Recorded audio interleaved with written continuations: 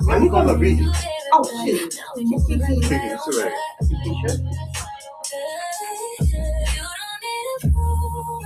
You can sit on this one here when she moves that. You can come up to the table. It's Daniel.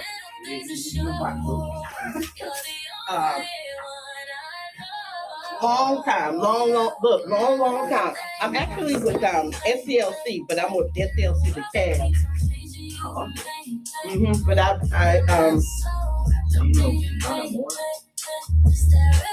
know of you. Okay. We live. I just sent you the link. You just sent it to her. She just sent it to her. My phone is dead, though. Who's on the charger? 1 second. All right. Oh, mine is on Android. 1 second. Whatever. Everybody don't need an iPhone. Chicky. Man, I'm here too. You can sit here. You can sit here. Like this. Like that. Maybe. Got chin right here. So like I've been under the water. You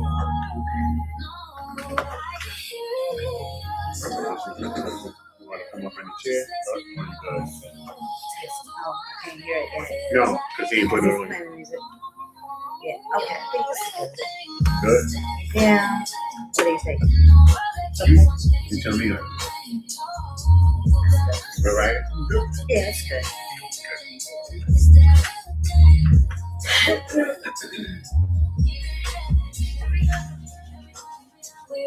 Kiki, you can share.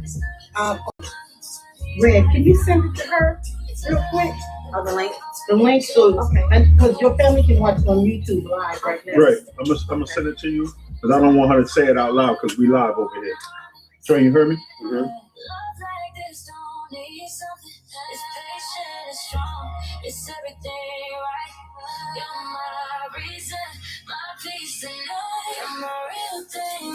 You got it, bro. Can I see my phone in that way I can do that? I share it with them real quick. Good. Let me send it. Okay. My phone is dead. Lord. I mean, completely dead. So my daughter. Yeah, she can go and she can share it with your friends or whatever. You can send it to your boo. Right? Okay, there we go. Please hold on. And then it's trying to die. Ready? This is Brown Sugar on Power Blendz 99.8. The takeover is please call me. If you want to talk. 305-7207.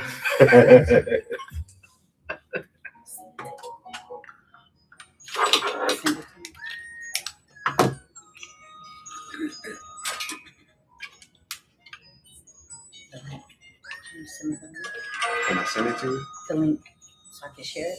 Yeah, you would need to send me your phone number. Right here.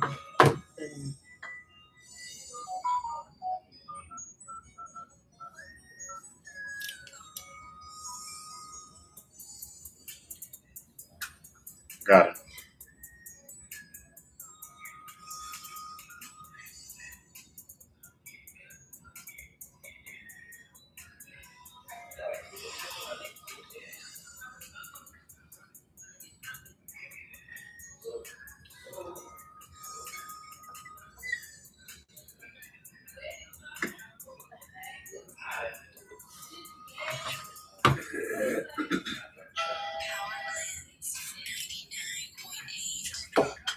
Howdy, howdy, howdy, howdy, ho. You are listening to Conversations with Cassandra. And I have with me, as usual, the bestest DJ on the planet. And his name be DJ Nappy Red. DJ Nappy Red. And one of the owners of the station. and my little brother in the Lord. What your name be? My name be Dre. His name be Dre. His name be Dre. And we have a couple of special guests, and I'm going to let my guests introduce themselves, starting with the ladies first. Somebody's Hello, everyone. You have to turn one of those phones. I am Kiki Lauderdale. Hi, everybody. Hi. Hey, Kiki. Welcome. Hi. Welcome. Tell them where you from, Kiki. I came here from Galveston, Texas. It's an island about 45 minutes from Houston. Everybody knows it kind of well. They do great fishing out there, you know. Yeah, but God is good. I'm excited to be here in the beautiful ATL with these wonderful people. Welcome to the ATL. And we have a gentleman with us. Would you introduce yourself, please? Devontae Sully Sullivan. I'm from Atlanta, Georgia. Born and raised in Southwest Atlanta, state of Oakland City. Mm-hmm. And I'm actually running for state representative in District 59 to represent all of Southwest Atlanta. Okay, and we need people to represent us right now because I'm about to do something crazy if we don't get some stuff done around, not just around Georgia, not just in my community, but around this country. So I'm hoping you're going to make a change, bro, because I'm going to be watching you. I'm going to be watching you. All right. So listen, I want to start off by saying tomorrow, April the 4th, we are going to be having the amazing reenactment, Moores Ford Bridge lynching reenactment. No, you are not mistaken. You heard me right. The Moores Ford Bridge lynching reenactment is tomorrow. And let me give you a little background on that if you're not familiar with it. Moores Ford Bridge lynching is the lynching of 5 African Americans in 1946 in Monroe, Georgia. Why is that so significant? Because in 1946, the then governor of Georgia, Eugene Talmadge, was running on a platform. He was running again for governor, but he ran on the platform that they may let niggas vote in this election, but if you re-elect me, I'll make sure that niggas don't vote in the next one. Hello, somebody. Come on now. That was the platform he ran on. And sad to say, we are running on that type of a platform nowadays. We went all the way back. We just took 50, 60 years back, stepped back in the time and said, we're going to suppress the voters as much as we can. We're going to try to keep them. If we can keep the niggas, okay, if we can keep the niggers out of the polls, That's harsh. we come out. You know what I'm saying? But y'all know it's just about being real with me. Right. I'm just being honest. And so this man ran on a platform of intimidation. Oh, this is sounding familiar. Oh, wait, my head is hurting. This sounds familiar. I'm having deja vu. This man ran on a platform of intimidation, bullying, and actually people being killed. Does this sound familiar to anybody? Does this sound familiar at all as to what is happening right now in this country? So that is why the Moores Ford Bridge lynching is so important to me as a labor of love. I've directed this reenactment for 18 years. This year will be the 80th year of the murders of the Malcolms and the Dorseys. And this is how we got 5 people. There were 2 couples, the Malcolms and the Dorseys, and then Dorothy was 7 months pregnant.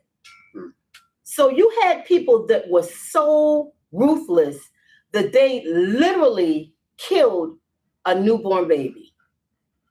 7 months pregnant baby. Wow. So we remember this because we want people to never forget that people died because of your right to vote. And you sitting around here talking about it don't matter. Yes, it does matter. And we need to do better. That's right? a deep kind of evil. It takes something real special evil to lynch people into, man, I'm not going to get into it. What I want to do is, because I have some other actors from Moores Ford Bridge that are going to be coming in. I want to talk to Kiki a little bit about who she is, what she does.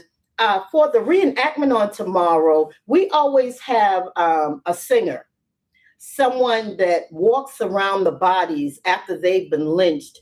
They're laying on the ground, and we have a singer to come out and walk around the bodies and sing. Kiki this year, normally it has been a beautiful jazz singer named Janan. She's amazing. This year, yeah, Janan, she's amazing. This year, I asked Kiki to come, and she gracefully flew to Atlanta this afternoon, basically, and is here with us to sing on tomorrow. So she will be our singer for tomorrow. The sister is bad.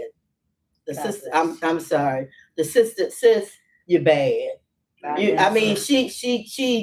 She threw down her music, and we're gonna hear some of her music later on. She ain't no joke. Hello? God bless you. Okay, what you saying, Audrey? Oh. You know what? Don't be putting people on the spot. You feel like singing a little bit of something? Yeah, sing something. Oh Lord, he's gonna sing. Yeah, Sing something. yeah, because we Links on the Move. That's Luther Vandross' nephew. So I want you to know. No, it's real. It's real. Yeah, so he will give me the sign like, Dre, that ain't it. Oh Lord. I was supposed to be the fifth member on The Voice, but that don't worry about Oh me. my. Yeah. Okay. Anything in particular you guys like to hear? No, go The ahead. national anthem. We Yeah. nobody singing. I wish y'all would sing it. Oh, it'll be a fight. It'll be a big fight breaking out there if y'all break out with a national anthem. I don't even want to hear that song yet. Not for a while. I'm on your team.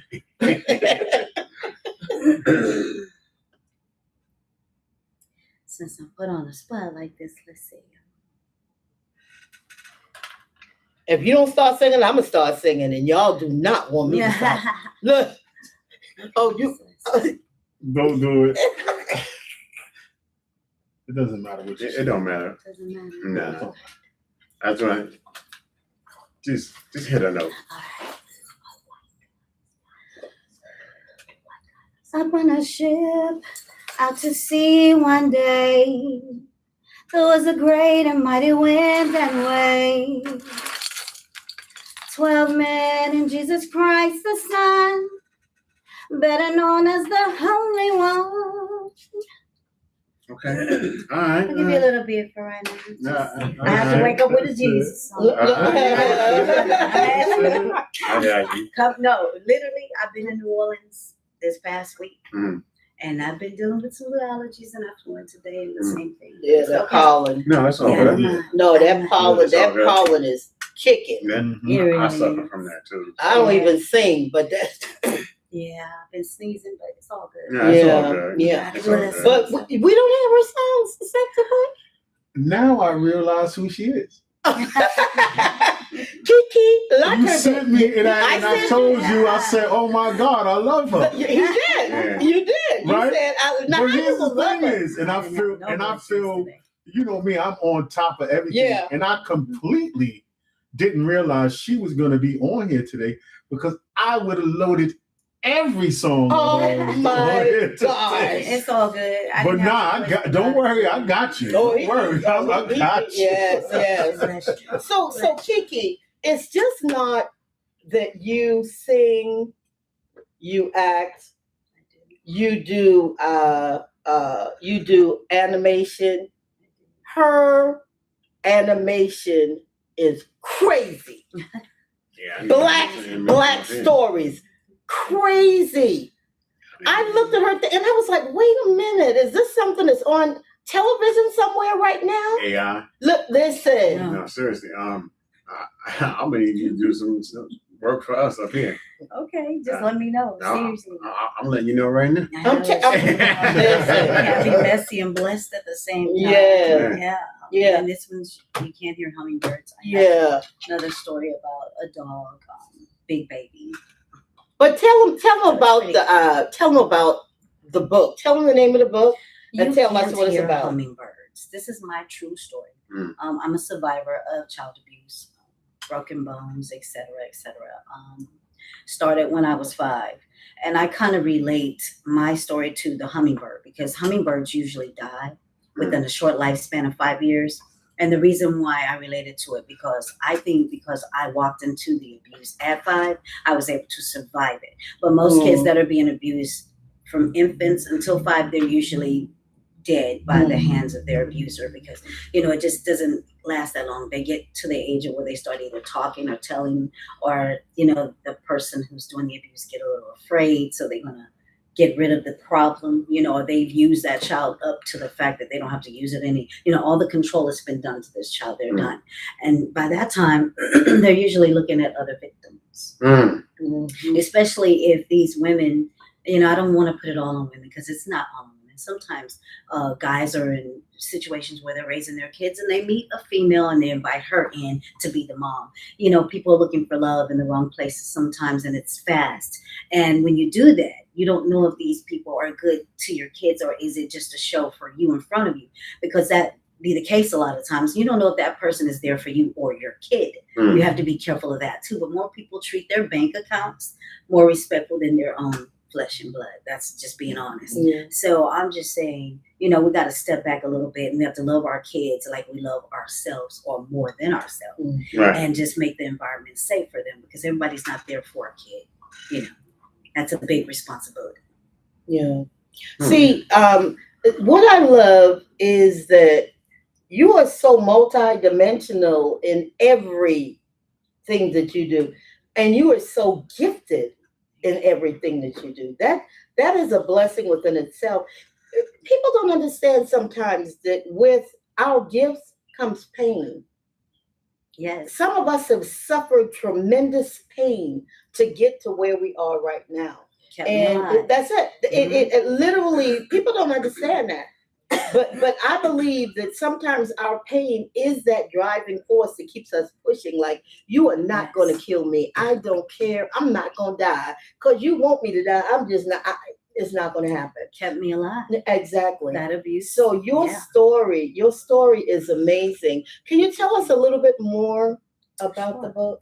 It's a period piece. It goes back into some episodes of my grandmother's story and how she was a victim of abuse, and then she took and left from that situation with my mother. And my mother married into that abuse, and then that abuse got imposed upon me. And so with that being said, I believe that children too are victims of domestic violence. Even if they're not the one being beaten at the time, it could be your parent. But children are also victims of that because we witness so much, you're traumatized by it, and you become victim of it. What you see is what you do later, so you might even date the same type of people. That right. It's just like a domino effect. So with that being said, I thought that the best way for people to know about me was for me to tell the foundation, which was God first, my grandmother, my mother, then me. And my grandmother talked to God a lot. And so with that being said, if you don't teach your kids anything else, I am so grateful that she taught me about God first. I would see her sitting outside with her cigarette and she would be smoking at night and she would be talking to the sky. It could be about bills. It could be about just her long day at work or whatever, but it was always about God. And so I would sneak up and I'd say, who are you talking to? She said, I'm talking to God. I'm like, where is God? I don't see him. She tells me, come here. You feel that air on your face? I'm like, yes, ma'am. She said, well, that's God. She said, you see them stars up there in that moon? Well, that's God too. And the sun is God. And anything that you need to talk to God about, you can. So that was my introduction to God because it followed me in my story. I found at times when I was being abused or had gotten so bad to where we were kept in the bathroom on the floor like puppies for long hours of the day, starved out, me and my little brother. And that abuse would allow me to sometimes, I would nap out because we were starved out. I would think about my grandmother praying. I would wake up and say, God, my grandmother said that I could talk to you about anything. Well, I don't want to be here, but you're not listening to me. I asked you to take me back because she said that I could talk to you. And sorry. No, Take your time. it's all Yeah, you right. good? Wait, it's good. Powerful. You are a conqueror. You are more than a conqueror. Because you survived, Kiki, all that the enemy did to try to destroy you, to kill you, you survived. And now you've taken what you went through, going back, and you've become a conqueror, more than a conqueror, because you're helping other people to survive. So, baby, ain't no shame in that game. I'm sorry. Absolutely. Go It ahead. comes from a real and authentic place, you know, Mhm. because Yeah. it was really hard. Yeah. Wow. People have no idea, man. No, you good. But Yeah. all the things, all the times that I've spoken about it, doing a play, winning awards for the play, Mhm. telling my story, it seems like, you know, oh well, you'll be strengthened by this. You're over it by now. Being on untold stories, Mhm. and all of this. So, Mhm. but this is just a part that I guess the Lord allows me to stay humble, Yes. Yeah. Stay in touch with it. so that I don't forget. Mm-hmm. Mm-hmm. You Why? don't forget. Yeah. Absolutely. Listen, man, I'm telling you, you inspire me. All of the things that I see that you do, and I'm so honored to have you here. Just know that. Seriously. We have another guest that just came in, and I'm going to let him. I'm gonna tell you, he is to me one of the most hated men was in Georgia at one time. So I'm gonna let him introduce himself. But I love him. But he was one of the most hated men in Georgia at one point. Go ahead. All right, now, Cassandra, now I'm going to have to explain that. Yes, please explain that. Yeah. All right. Well, let me introduce myself to your audience. My name is Walter Reeves, and I have had the great privilege and honor to have worked with Cassandra for over 10 years on the Moores Ford Memorial Lynching reenactment. I'm sure she's talked to y'all about what that is, so I'm not going to go over a lot of ground she's already covered. But what she's alluding to by calling me the most hated man in Georgia is the fact that it is my duty, and I underline that duty, to portray the former senator, former governor of Georgia from the 1930s into the 40s, and that would have been Eugene Talmadge. Boo, boo. Oh. True enough, my grandmother would have joined in with me. She had no use for Eugene Talmadge. And that was on my mama's side. On my daddy's side, my granddaddy had no use for him because my granddaddy worked in a textile mill and was a union man. And he didn't have any care for Eugene Talmadge because Eugene Talmadge was a strike breaker, in addition to being a racist and the pet dog of the KKK. Now, of course, there was probably some dispute about who was the pet dog of whom. I'm sure the KKK saw him as their pet dog, but he probably saw them as his pet dog. Frankly, you don't get up with fleas no matter which one you like. That's right. So I'll let them fight that one out. Makes no never mind to me. But in any case, it's been my privilege to portray him. And I say it is a privilege because it is important to be able to shine a light on the history of the state of Georgia that has been obscured and hidden and rewritten to suit whoever was in charge. And we know how that goes because we're seeing a lot of that today. People in powerful positions who think they can simply erase history that they don't. And I'm here to say that this is one Georgia boy who's not having it. Yes. We're going to tell the truth. Yes. The truth is that 80 some odd years ago, a horrible atrocity was committed in Monroe, Georgia.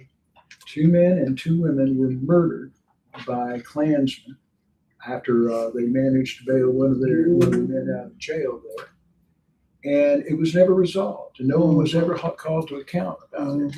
But my piece of it, during the governor, is a week before this crime was committed, Eugene Talmadge, who was running for governor of Georgia at the time, made a stump speech in that town. And you didn't have to read much between the lines to see in that speech that he was basically saying, y'all do whatever y'all need to do because I'm going to make sure nobody pays for it. And 80 years to this day, that's still the case. And so I'm going to be out there tomorrow with y'all, with everybody in our big extended family of reenactors. Yes. And we are going to do the 80th anniversary presentation of the reenactment there, and I'll be giving that stump speech I mentioned on the courthouse steps, much the same as Talmadge did back in the day. Yeah. And people can come out and draw their own conclusions, but just know this: every word I say from those steps is going to be word for word what the man actually said. Yeah. So, however you may feel about it, don't be coming up to me afterwards and talking about, oh, aren't you exaggerating? Aren't you overplaying it? Aren't you going Hollywood? No, I'm not going Hollywood. My blood is as red as the clay here in Georgia. It's just like everybody else from Georgia. So, no, I am not going overboard. It's going to be the absolute God's own truth. Listen, I want you, if you don't mind, can you tell us a little bit about some of your other activist work? You want me to tell some more stories? Is that what you get? Just one. We got a few minutes, and then you can start, and then we're going to come back and we get right back into it. But just start one of them. What Cassandra's alluding to is the fact that I spent some time infiltrating the Klan and counter-organizing. Infiltrating the Klan. Infiltrating the Klan. Woohoo! Well, it's not all that exciting. It's mostly depressing, but Don't minimize it. Don't minimize that. No. It was quite an experience. I'll be happy to tell you all that I can about it when we come back. Okay. So listen, I'm sitting here between two people that are actively participating in the Moores Ford Bridge lynching tomorrow, and guys, you need to come and see this. You need to hear the words. You need to see the physicality of what these actors go through. And I've directed this for 18 years this year, but let me tell you something. Every year I shed tears. Every year since I've been doing this, when I get on that field, I shed tears. It's like, I almost feel like the Malcolms and the Dorseys, their spirits are there saying, y'all not gonna do nothing? Ain't nobody did nothing? No accountability for them taking our lives, nothing. And it really hurts me to have to feel that way. And the voting part of it, and we do know that just by the fact that it was a week before, a week after Talmadge had been to Monroe, that these people were lynched like that, I believe it's a pretty good sign. It's a pretty good sign. We don't have to try to figure it out. We got a pretty good indication of what took place, and it was an atrocity. I mean, and then let's go back 5 days, I think, Walter, before the Malcolms and the Dorseys were killed. What's his name? The soldier that was killed, Maceo Snipes. 5 days before my people, I call them my people, the Malcolms and the Dorseys were killed, a Black soldier was killed. Now check this out. He had just come back from World War II, and he told his family, I'm going to go and register to vote. He said, I fought for this country overseas. I feel like I have a right to vote here. So they had been warned in the county where he was about going to vote. They were threatening Black people, y'all better not go out there. And he went and he registered to vote. That night he went home. 3 or 4 white men pulled up to his mom's house and shot him. Crazy. Is that my character? Man, that ain't your character, but it's a serious character. Listen, guys, this story is so important to be told. We're going to come back with my wonderful actors and my singer, and we're going to talk a little bit more about Moores Ford Bridge lynching reenactment. Once again, I want to thank our representative for, I'm going to call you representative. I'm going to start speaking something. Hello, Mr. Sullivan. We are going to thank you again for being here, and we're going to hear from him even. We will be back. This is Conversations with Cassandra on Power Blendz 99.8. Please share. Please. Exactly. Power Blendz 99.8. Exactly. We'll see you And- shortly. And what's that address for tomorrow? Tomorrow the address is 130 Tyler Street, Tyler Street in Monroe, Georgia, and the church is First African Church. We'll see you there. I'll be there. Baptist Church. I'll be there. He'll be there. The It's team will be there. 99.8. Absolutely. See y'all in a minute. Can you do me a quick favor? Sure. This, I'm sorry. Okay. This is yeah. is this Walter's? Yeah. Okay. Oh, that's my release. Yeah. Any Thank day you. now. Any day now. Turn your radio up for the station that plays no commercials. Oh, here we go. Power Blendz 99.8. I'm a street legend.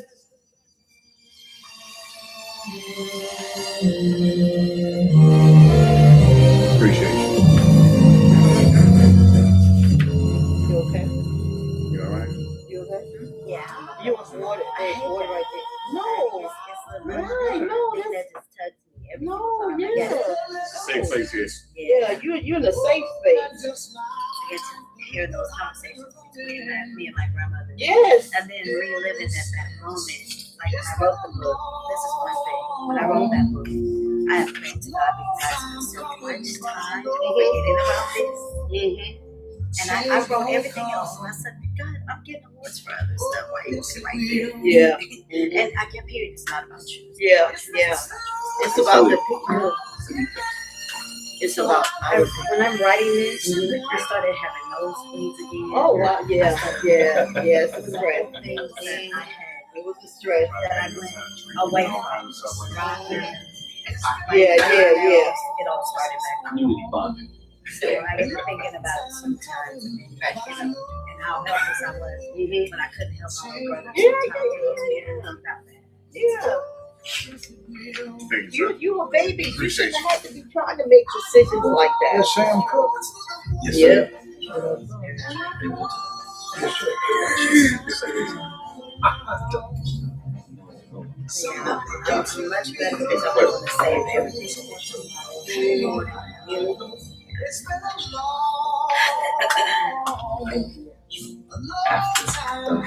I think I've seen it. Did I see it? No, I think I sent it to her. I sent it. Do you need me to send it to you? No, she sent it to me. She sent it to me, but I didn't realize you were coming today.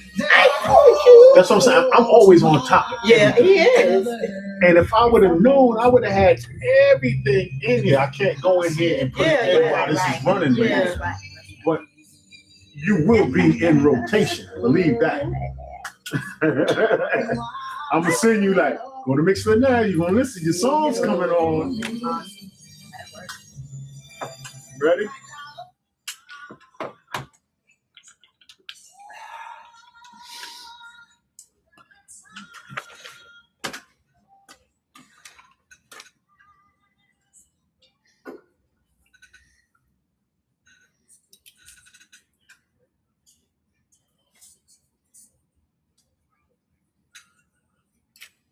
All right, howdy ho again.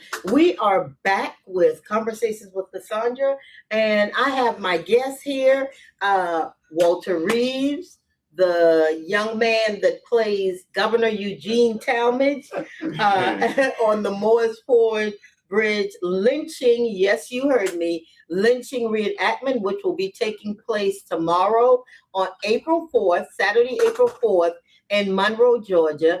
We will convene at the First African Baptist Church in Monroe, Georgia, and they begin at 10 o'clock with speeches from politicians and different things. And then at 12 o'clock, is it, Walter? 12 or 12:30, they leave for the tour. Usually around 12, 12. Yeah. Around 12:30, they go on a tour, which takes you to all of the different places that the couples had visited, where their tombs are, the farm where all of this started, where the fight started between Roger Malcolm and what's his name? Barnett Hester. Yeah.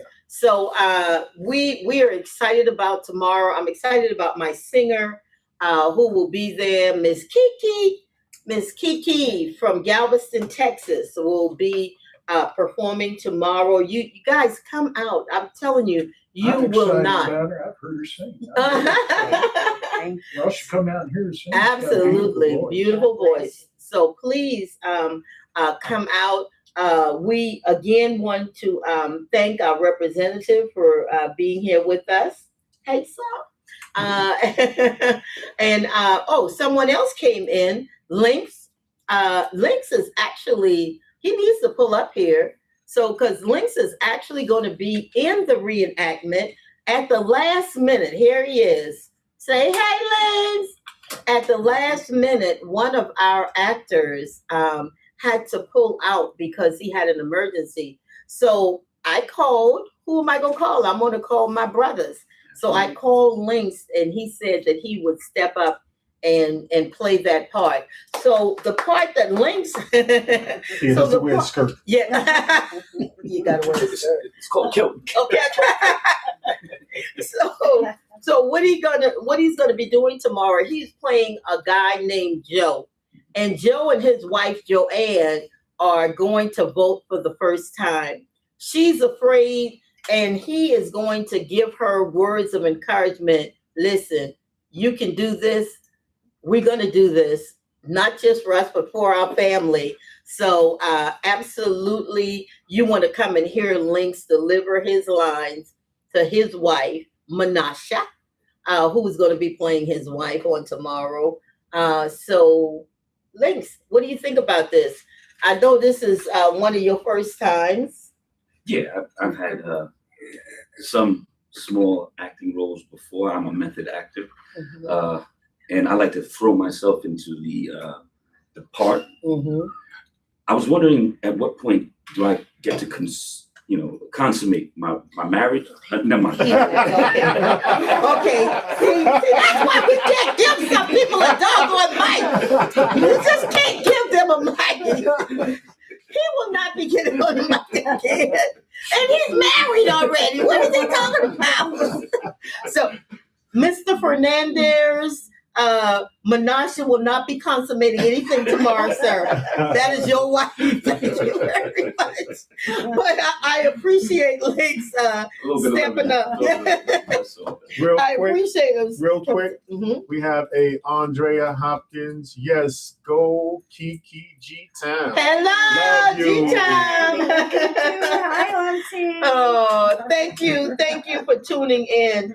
So, please, guys, if you would if you have any questions about tomorrow, the lynching reenactment tomorrow, please call me at 770-899-7424. Once again, 770-899-7424. And you can get any information that you need about tomorrow. I'll gladly give it to you. So I want to get back to talking about Walter, the man that is just amazing. And if you are badass when you infiltrate the Klan. Hello, somebody. Yeah. You are badass. I'm sorry.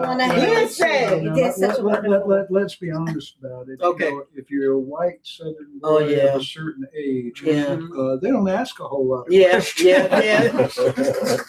Look, You didn't have a to. weak spot. Okay. Right. You didn't have to fill out an application, you mean? No, I'll tell you a little story. If you want to. We didn't have a whole lot of money in the organization that I was with called Neighbors Network, but we collected a lot of material, as you might imagine. We were on a lot of mailing lists. That's how you did it back in the days, folks, pre-internet. You got on a mailing list, Yep. had yourself a mailbox.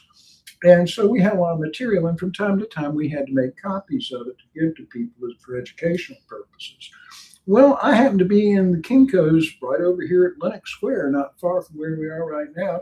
And I was sitting there and I was doing all this copy, and this guy next to me started looking on my shoulder and kind of giving me this look like this. Little trimpy sort of guy. Well, got to chatting with him. turned out that he was the brother of a right-wing character on the Cobb County Commission at the time. And he was in there making copies of materials for something called the Fully Informed Jury Association. Now, what that is that was a right-wing group that was all about telling jurors that they didn't have to follow the law. If they didn't agree that the fellow should be punished for something, why then they should just acquit him, never mind what the evidence said. And that's when I found out about that. I said, this sounds awfully familiar to me. And sure enough, it used to be a real thing down here back in the day. It's like you didn't want to, there's certain people who just weren't going to get convicted no matter what. No matter what. Yeah. And so he's sitting there, and as if to bring the whole thing into fruition, he starts chatting me up about how he knew he and I were on the same page because he could see the stuff that I was copying. Therefore, y'all on the same team. Right, exactly. And of course, I didn't set him straight on that because I learned a long time ago that people don't make stupid mistakes like that. You might as well get the most out of it you can. Yeah. And so I just was all ears. And like I said, I found out he was the brother of this fellow who was kicking up a fuss on the Cobb County Commission at the time. And it turned out that there's like 3 of them, and they're all playing one end, they're all into this kind of far right racial politics to one degree or another, which didn't surprise me because, like, I spent 8 and 9 years, researching, infiltrating, counter-organizing. So, nothing pretty much surprising me about these people. The surprising thing to me is that, well, I just never really understood people who spend all their lives looking for somebody to look down on. And try to make themselves. I never understood bullies. Why you want to try and make yourself feel big by making somebody else feel small? But they're out there and they're not well. And but what really disturbed me in all my years of doing that, I used to attend regularly the Labor Day Klan rally out at Stone Mountain that they had at the National Klan Vocation, Klan Vocation, however you want to pronounce it. And they bring their children to that. Like it was a family get together. And you see this little boy come up and bragging to his dad about how he was imitating his dad's attitudes, and his dad just being so pleased. And you just sort of sit there and you think, well, I'm not the fit person to do it, but somebody needs to license people before they have children. Before they have children. I don't know who it would be other than one. But Right. I just sort of sit there and I say, man, but then I take comfort in the fact that, a lot of people, you just never know what's going to influence somebody. I was real fortunate. I was born in 1956. My family moved to Atlanta before I turned 2. And I spent most of my life here, which means I spent the years mostly between 1958 and 1968 in Atlanta. And that's a very, very providential thing for me because that meant that I was right here when Dr. King was pursuing his work. And I don't know who's keeping score, but I think he saved at least one soul that I know of. Right. See, guys, oh man, that's why I always say hatred and racism is a taught. Y'all teach kids how to do this stuff, man. No child is born hating on other people. No kid is like that. That's nasty work. Yeah. All I can say is that I never was. That's what I'm saying. And I was fortunate too because my mother came from a very forward-thinking New Deal family, and even though she was she's as solid Southern as you can get, it was like she simply did not believe in being hateful. Period. Right. And there's nothing you could say. She was nobody's fool. So there's nobody's going to be able to talk her into thinking that it was anything other than being hateful. That's right.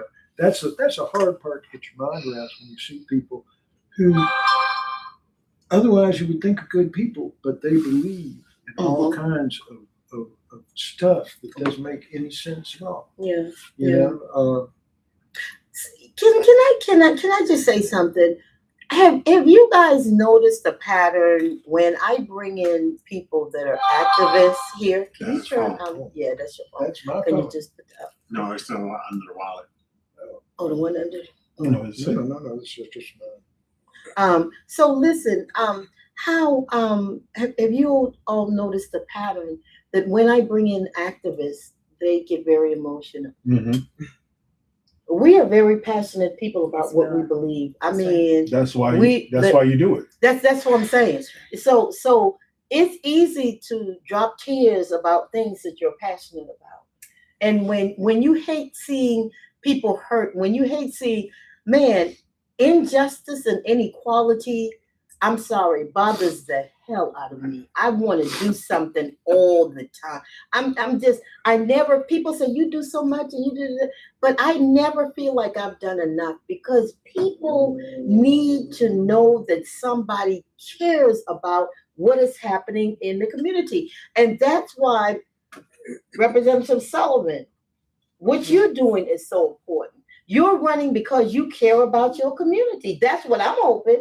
And that you care about what is happening in Georgia, period. You know, I mean, is that about sums it up for you?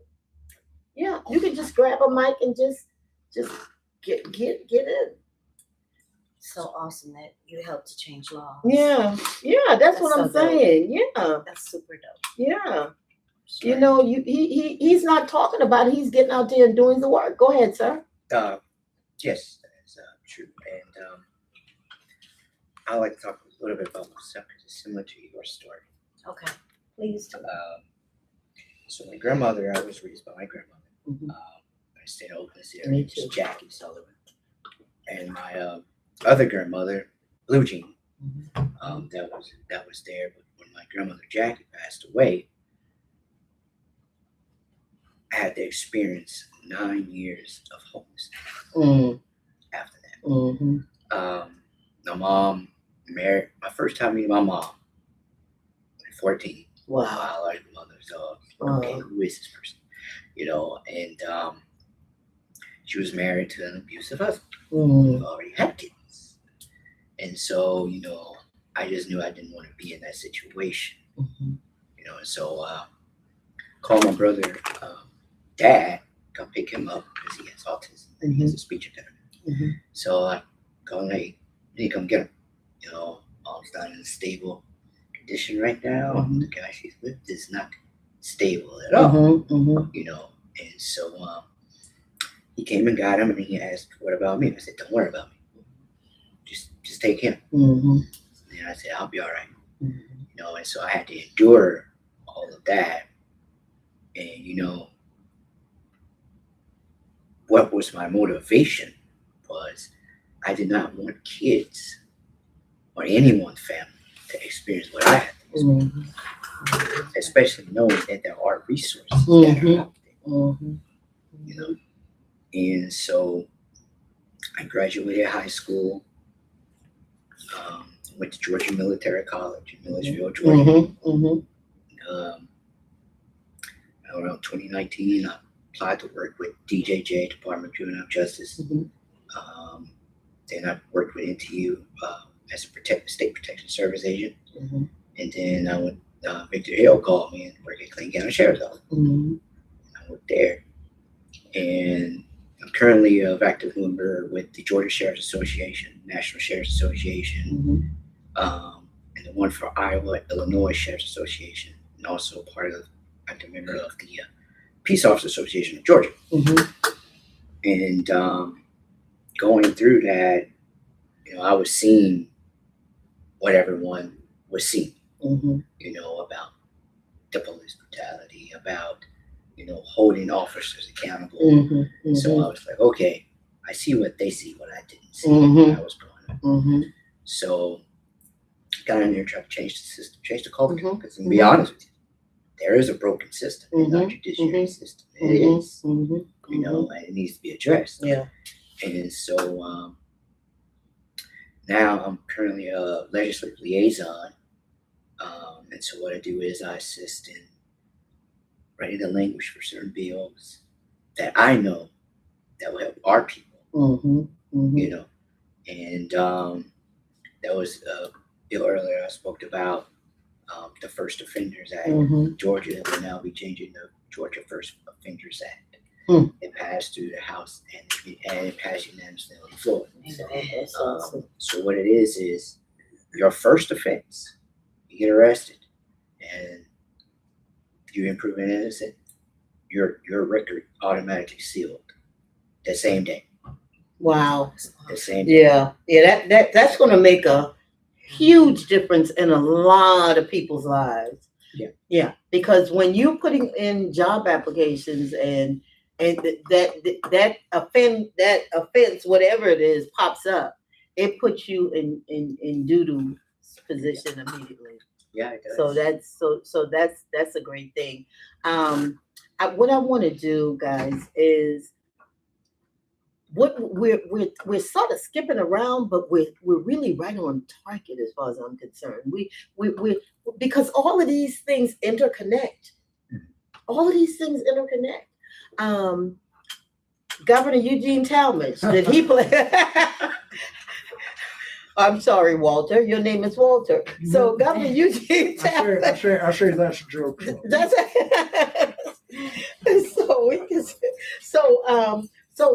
so Joe, your politician, your political aspirations were keeping niggers out of voting. The fewer, the better. The fewer, the better. Look. He said, "You niggers are going to vote." The fewer, the better.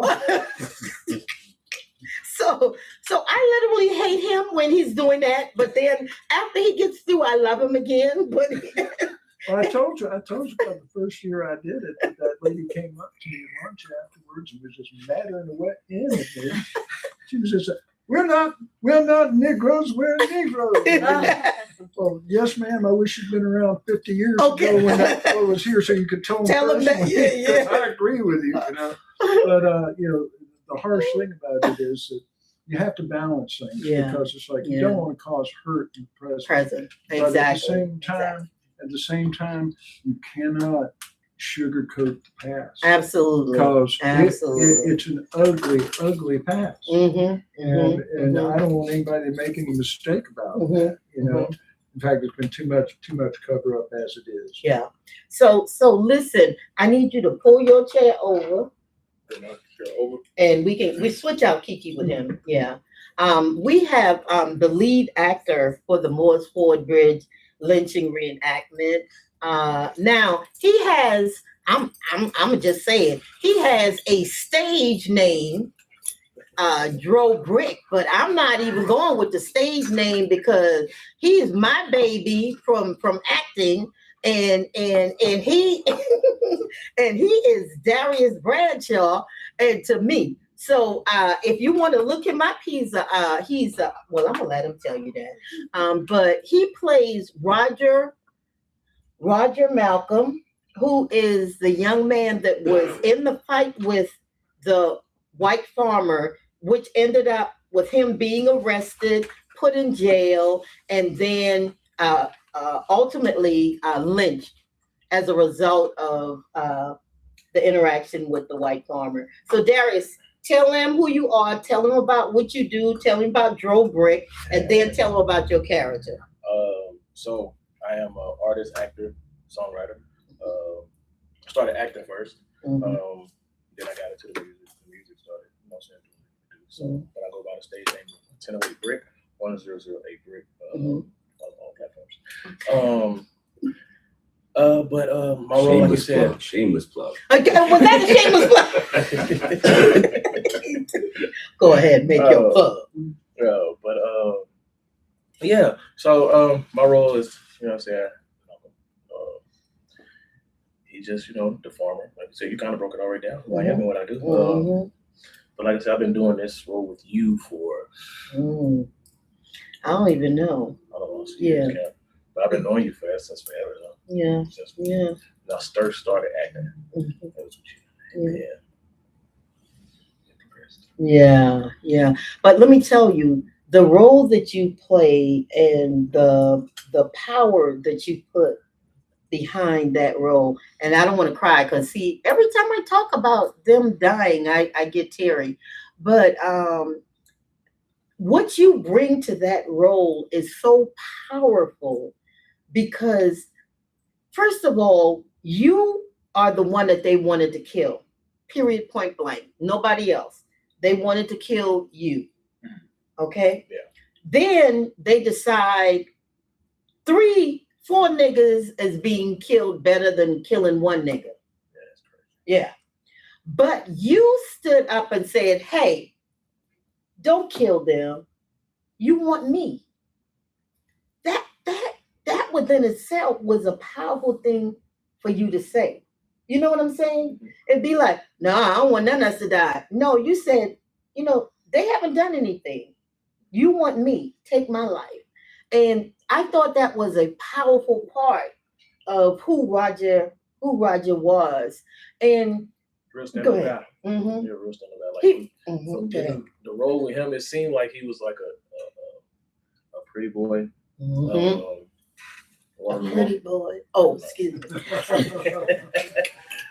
was a pretty boy. He like kind of had his way. And the wife of his was gorgeous, and I guess he was like one of them guys who was around town where it was like, you know what, we gonna voodoo his wife, Roger's wife, and it's like I don't think nobody liked Roger for real but his friends because like his presence was like intimidating. Just that, and it had to be that for him at that time to stab a farmer, a white farmer, A white boy. So your confidence got to be super high.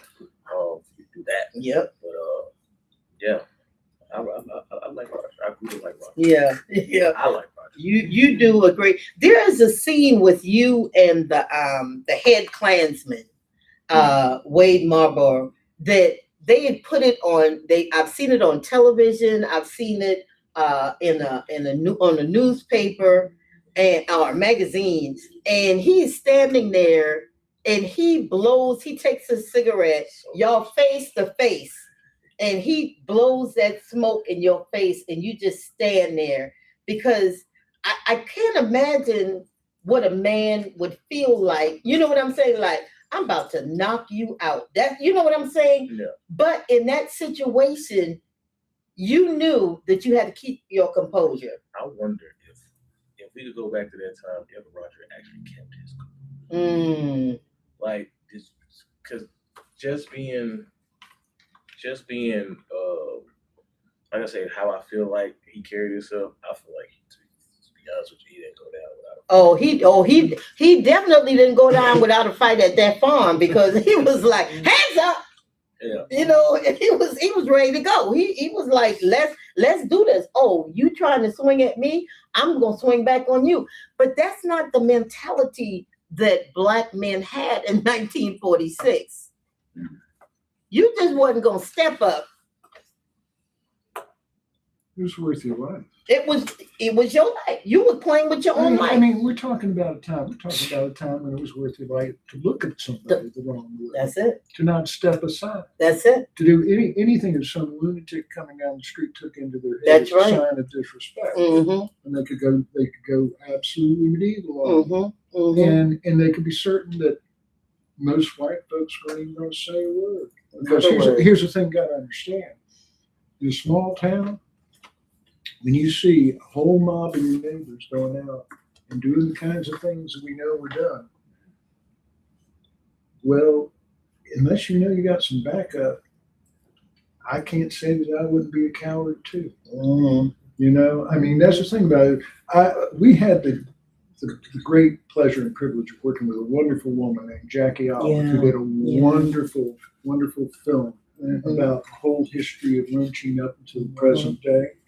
And she gets into this real heavy. She says, you got to understand, what does it do to people to realize that their neighbors at the drop of a hat could just rise up as a mob and go after somebody and commit the most brutal and sadistic violence?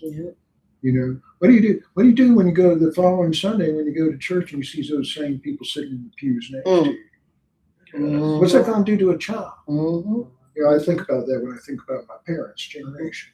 And I just imagine what it did to them, you know. But it's it's an awful knot that has to be untied. And I like to think that the little bit that I've been able to contribute here with Morris Ford has helped untie that knot a little bit. We're going to have to keep trying because for every one of us that's pulling on it, trying to get it loosened up, Yes, somebody else on the we're other end trying trying to to tighten it back. Exactly. Well, listen, Roger, Darius, Roger, tell me what you felt, or what do you think that Roger may have felt as his wife standing there pregnant, and they're now talking about killing her. What, as a man, can you imagine what he must have been feeling at that moment? I know it's probably regret, because just putting myself into the character, I feel regret, I feel remorse, I feel sorrow. Biggest thing is regret. Like, I don't think it was worth it. Like, you know what I'm saying? So at that time, that's when the bleeding come out. You know what I'm saying? You don't really want that to happen to go down. So I think really it was more so of like he kind of had like third thoughts. Like, oh man, I shouldn't have done that. Now everybody killed. Oh, bro, maybe her. It's crazy. That's, and let me tell y'all something. That's a lot to see, because not only did they shoot that first round, but I was reading this. This is I don't know whether y'all even Walter, I don't even know whether you've read this either. I was reading the some of the autopsy report where the funeral director, he said that it looks like they were telling him that it looked like Mae Murray had crawled away from the rest of them, trying to get away, and had leaned up on a tree. And one of the Klansmen came and shot her in her head, stood over her and shot her in her head as she pleaded for her life. Now, the only person that we have that actually could say what took place was Lloyd Harrison. That was the man that got you out of jail. And so there is no other account, because the people who killed them, none of them said anything. But Lloyd Harrison, because he had to give some type of account, because everybody knew that he was the one that picked y'all up. You know? So he was saying that this is what they did.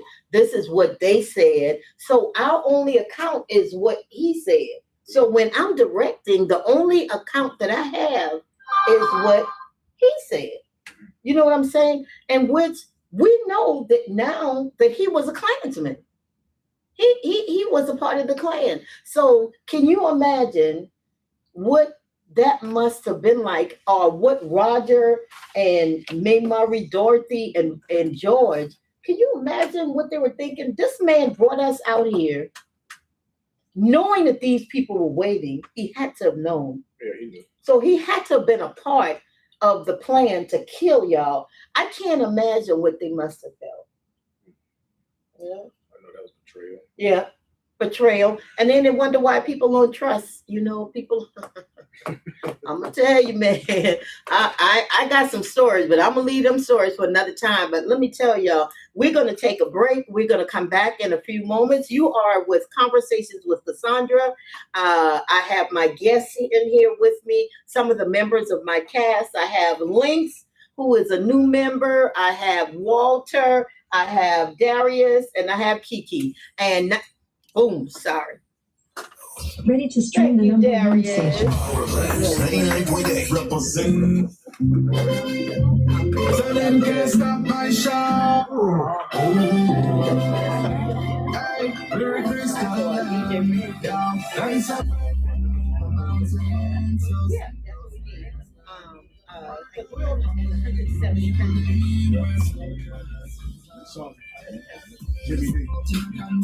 Oh, this he was here last week. This regular Jimmy D. Oh, he is amazing. What is his uncle's name? This big reggae Don Carlos. Don Carlos is a reggae artist. That's his uncle, but he was so good. He was there with us last week. So we love supporting, the free versions, and we'll send it to DJ Nappy Red. So y'all, this is Darius. This is DJ Nappy Red. He's amazing. This is the owner of the station, one of the owners. That's Andre. Walter. Those that don't know Walter, that's Walter Reed. And this is Lynx right here. Lynx is he hosts a show. What's your show? You got another show? No, not social. Oh, the shit show. Shit show. He has a show called The Shit Show, and he has a social experience. So that's Darius. That's Lynx. This is Kiki. Kiki is going to be singing tomorrow. Kiki is an animator, an amazing singer. So she's going to be singing Strange Fruit. She's going to be singing Strange Fruit tomorrow. You know how Janan goes back? She's going to be singing, and she does cartoons. Her cartoons are amazing, Darius. Black cartoons. Yeah. Oh, that's what she does. Yeah. And your name, baby? Keys. Keys. And this is Keys. And you are, what do you do, Keys? I host at clubs. Oh. I'm the guy talking MC. Oh, okay. Good stuff. What club? I'm at Baba's right now. Baba's, Highness, Elite, Clubhouse. So you're in several spots. Yeah, I just came back from Qatar doing it. Oh, nice. I was over there for like 2 months. Okay. Oh, that's nice. Qatar. Yeah. Nice. Well, that's big money. Look. He ain't complaining. Got money. Now, Qatar got money. That much I do know. Trump really messing me up right now. Man, okay, messing with folks. Trump messing with everybody's pocket. I supposed to went back for my birthday. Yeah. For my birthday, I was supposed to go back. I had came back because Ramadan. They stopped. Yeah. They said you can't do that. Yeah. So I came back.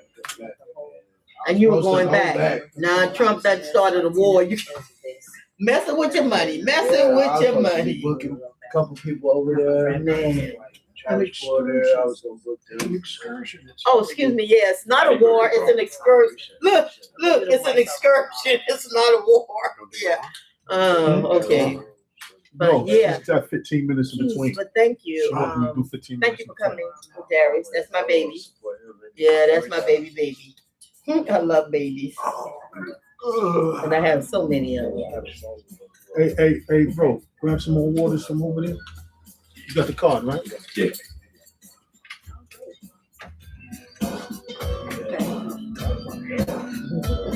Video. Oh, Video. her cartoons are really good. That's gonna be hard. And this is her book about child abuse. She is overcomer of childhood child abuse. Yeah. And Keys and Darius, this is Mr. Sullivan. He's running for the House of Representatives, Georgia House District 59. You know what's crazy? So my lady works at the Capitol. Brenda Washington. She just started. She was an intern and she was going to law school. And she was just an intern there. Like literally, last day, it was y'all. What was the word? Signing out. Yeah. Mm-hmm. Oh. Yeah, she was. Oh, wow. That's right. She gonna be at this point because they're gonna call it special session. Oh. They're gonna call it special session. Yeah, he's going right back. Oh. Y'all going? There's certain bills that they're trying to steal. Hold on. Oh, that's my Get a little bit more. Wow. All I need is 2/3. They call for a special session in the state of Georgia. I ain't gonna lie, see the way you over there chewing that gum, I say you gotta be thirsty. Thirsty. That's music therapy and other different times, phone numbers and outreaches. This is my LLC. Walter, you okay? Hummingbirds LLC, and I have a nonprofit too. It's called Voiceless Victims of Child Abuse. It's crazy how you just infiltrated the KKK, man. That's crazy. I'm telling you. Yeah, it was. seriously though, it's like people talk about in the military. They say it's like 90% forward and then about 10% of the time you're scared to death. It's kind of like that. Yeah, because once your cover's blown, they're gonna hang you. Oh yeah, Look, you become the target. Yeah, well, that did happen later on because I became like the public face of Neighbors Network, and consequently I got loads of death threats. Oh, I'm sure. But it was kind of funny because none of them ever brought up. I know some of them had to realize that they had met me. They hadn't known it at the time. Right. But none of them ever brought it up. I guess none of them wanted to admit it, Yeah. But it was quite an experience. But I'll tell you, it was the thing that came home to me is I did it because I thought, well, I know what this is all about. I was raised down here. I didn't know all this. Went to the first rally I ever went to out of Stone Mountain. I discovered I didn't know shit. I thought I knew. I didn't know just how far down the rabbit hole it went. Some of these people are not well, but the ones that are really bad were not the rank and file people because a lot of them were just afflicted. What can I say? But the guys who were in charge, they knew better. They knew damn well what they did. Yeah, this was just an easy way to get power and manipulate other people, And frankly, that's why I had to stop doing infiltrating because I started getting the feeling that, some of these people are just a burden on the earth, and can't think that way. Start thinking that way, you need to put some distance between you. I don't talk about it much because I don't like to think about it. But I'm blessed it never came to anything worse than that. And I'm grateful too because I think I did a lot more good. Walter infiltrated the Ku Klux Klan to get information. It wasn't deep infiltration. It was showing up and going to the rallies and talking to them and things like that. I didn't put on a whole new identity or cover. Nah, but still back then, like doing that shit back then, your cover blown, they would have killed you.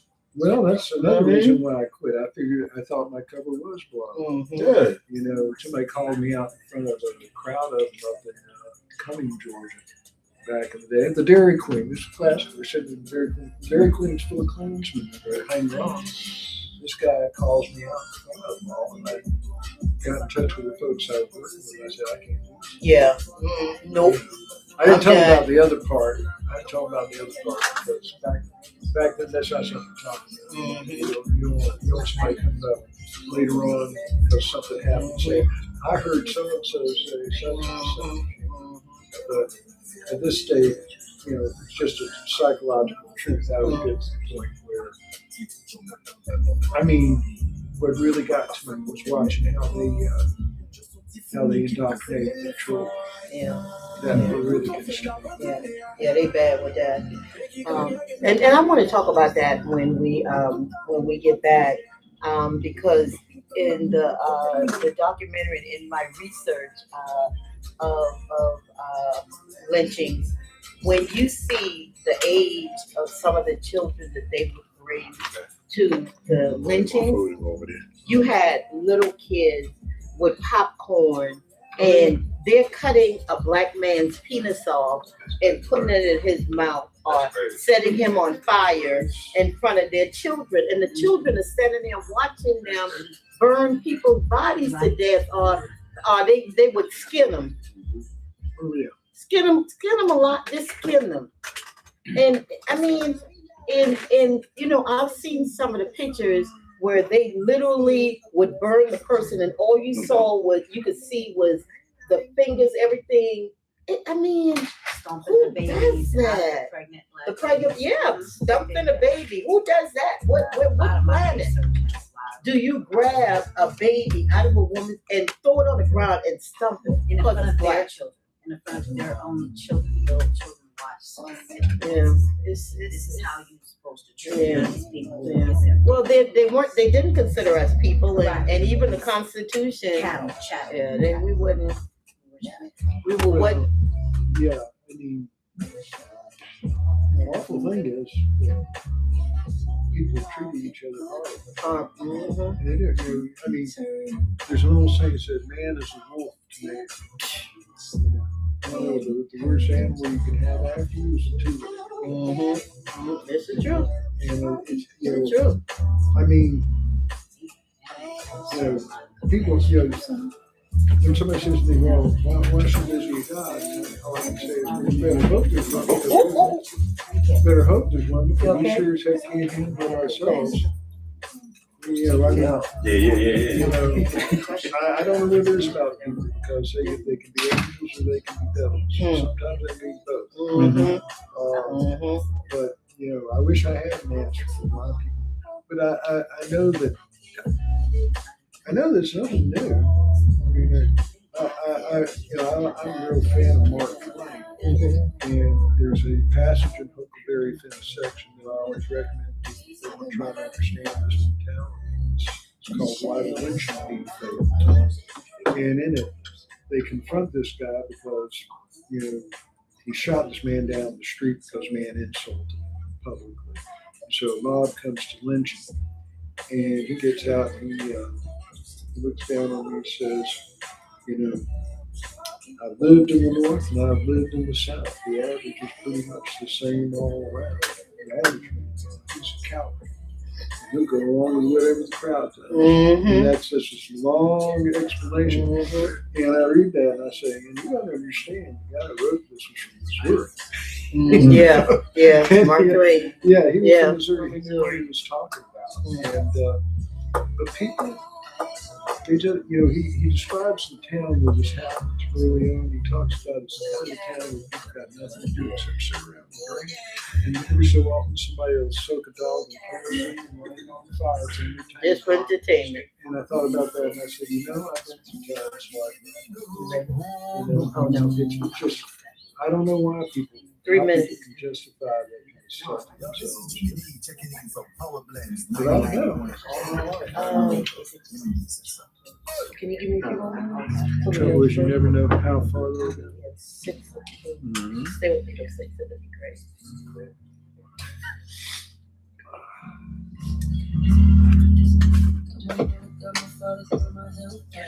Darius, I'm sorry. I want you to talk about the fight that you had on the farm with Kevin. When we come back.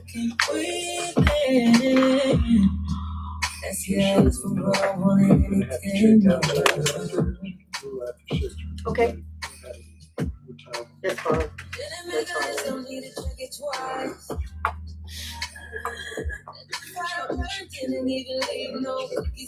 Oh no, listen. I get emotional all the time. Listen. Mr. Nathan came in. Mr. Nathan, he got choked up.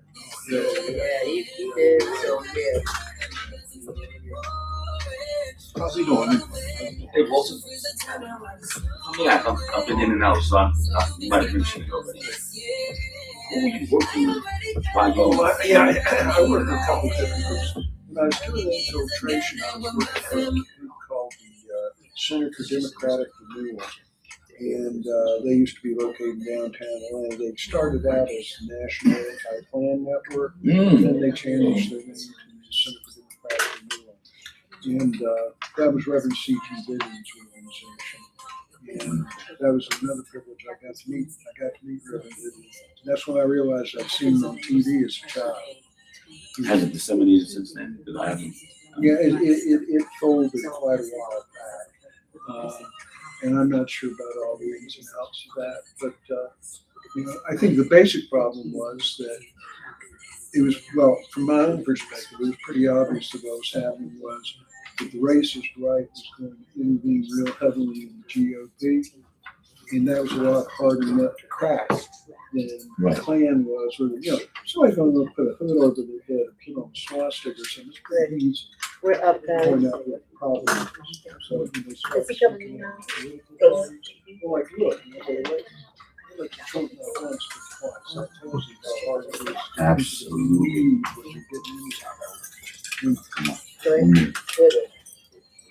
Thanks for that. But I wish we could have figured out a way to keep things together so that we can blend some practical work and maybe stop this whole business with what's happening in Yeah, that's just hard to do. Oh, no.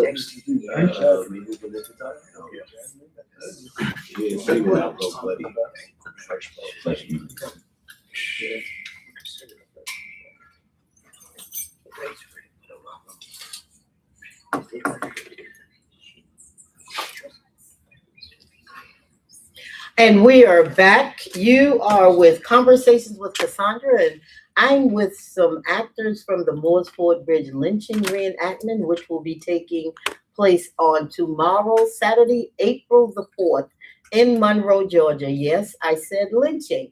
It was the actual lynching of two African-American couples in 1946, and a lot of it had to do with voting. So I need y'all to pay attention.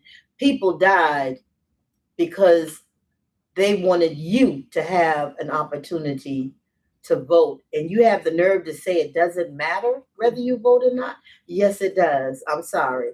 Let me be the first one to tell you it does matter.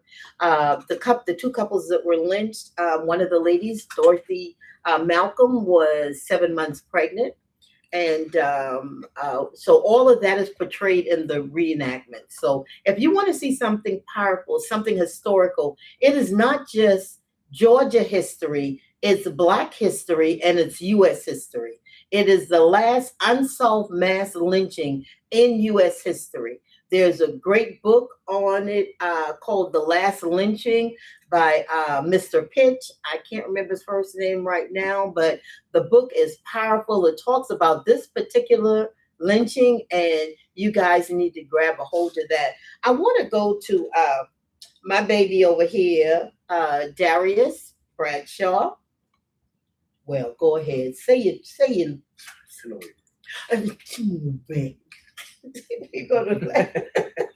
I'm gonna go to my baby, who's my lead actor in this reenactment, and he is going to tell you what happened. How did he get to the place where they were actually lynched on the side of Moores Ford Bridge? Go ahead, Darius. Unfortunate events,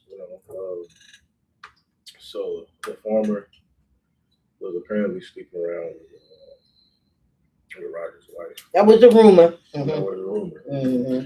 And, ego as a man, ego ain't gonna let nobody live that down. Especially in those times when you don't touch nobody like that. You know what I'm saying? This is 2026 now. Times are different. Back then you ain't do that.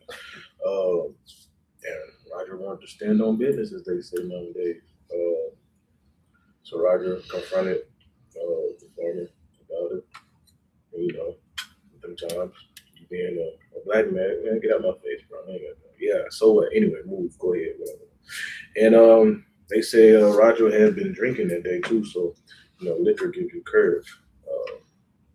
So he just one thing led to another, and ego and liquor, and your wife supposedly being fumbled with. He stabbed him, and it was all downhill after that. All downhill after that. After he stabbed Barnett Hester, the man's name was. Mr. Hester. Mr. Hester. After he stabbed Barnett Hester, he realized what he had done and the implications of what he had done, which means them white folk coming after you, them white folks gonna kill you. And he ran. Yeah. And a sheriff caught him and took him to jail because a mob, just that quickly, word had spread, and a mob was looking for him. Immediately, they were looking for him to lynch him.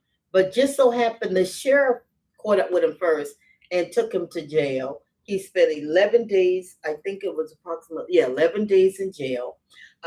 Then Lloyd Harrison. I got a question. Go ahead. So I know Mr. Lloyd bonded him out, right? Mm-hmm. Did the Klans put that money together? I believe it was a setup. Yeah, he had money, but I believe they paid him to get Roger out of jail because we did not have cell phones back then. They wanted him back. They wanted him. They wanted him to make an example. Because listen, you didn't have a cell phone to pick up and say, "Hey, we getting ready to come down Moores Ford Bridge Road, and we'll be there approximately this time." No, No, you did not have that. So that means all of this had to be prearranged. All of this had to be set before he even came and got y'all from the jail. Think about that. So when they came, but the intention was just to kill you. That was it. But Dorothy and Mae Murray and George wanted to come along, or they probably would have lived. They would have just killed you. But because they wanted to come and see him, it's been 11 days. Dorothy is pregnant. She wants to see her husband. So she wanted to go along. But it had to be a setup from the very beginning. So it wasn't just a coincidence that all of these Klansmen are at the bridge at the very time you pick them up from the jail and drive down that road. How was that working? Nope. Yeah. Can I ask questions to the guys? Come on.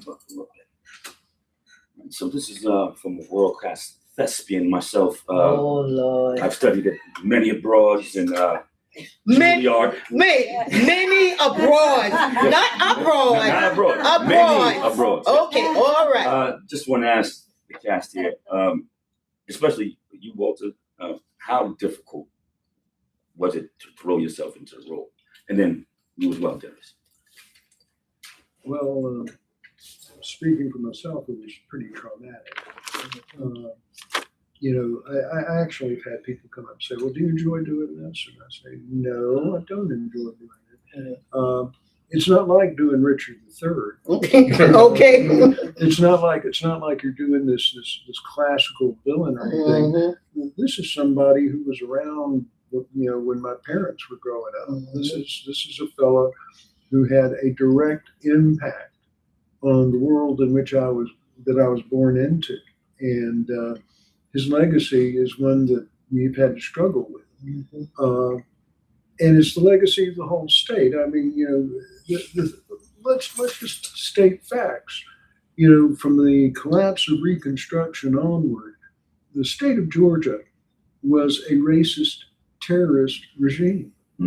It was run by a bunch of people who believed in white supremacy and defiance of the law, and believed in using the most insane levels of violence in order to impose that on this state.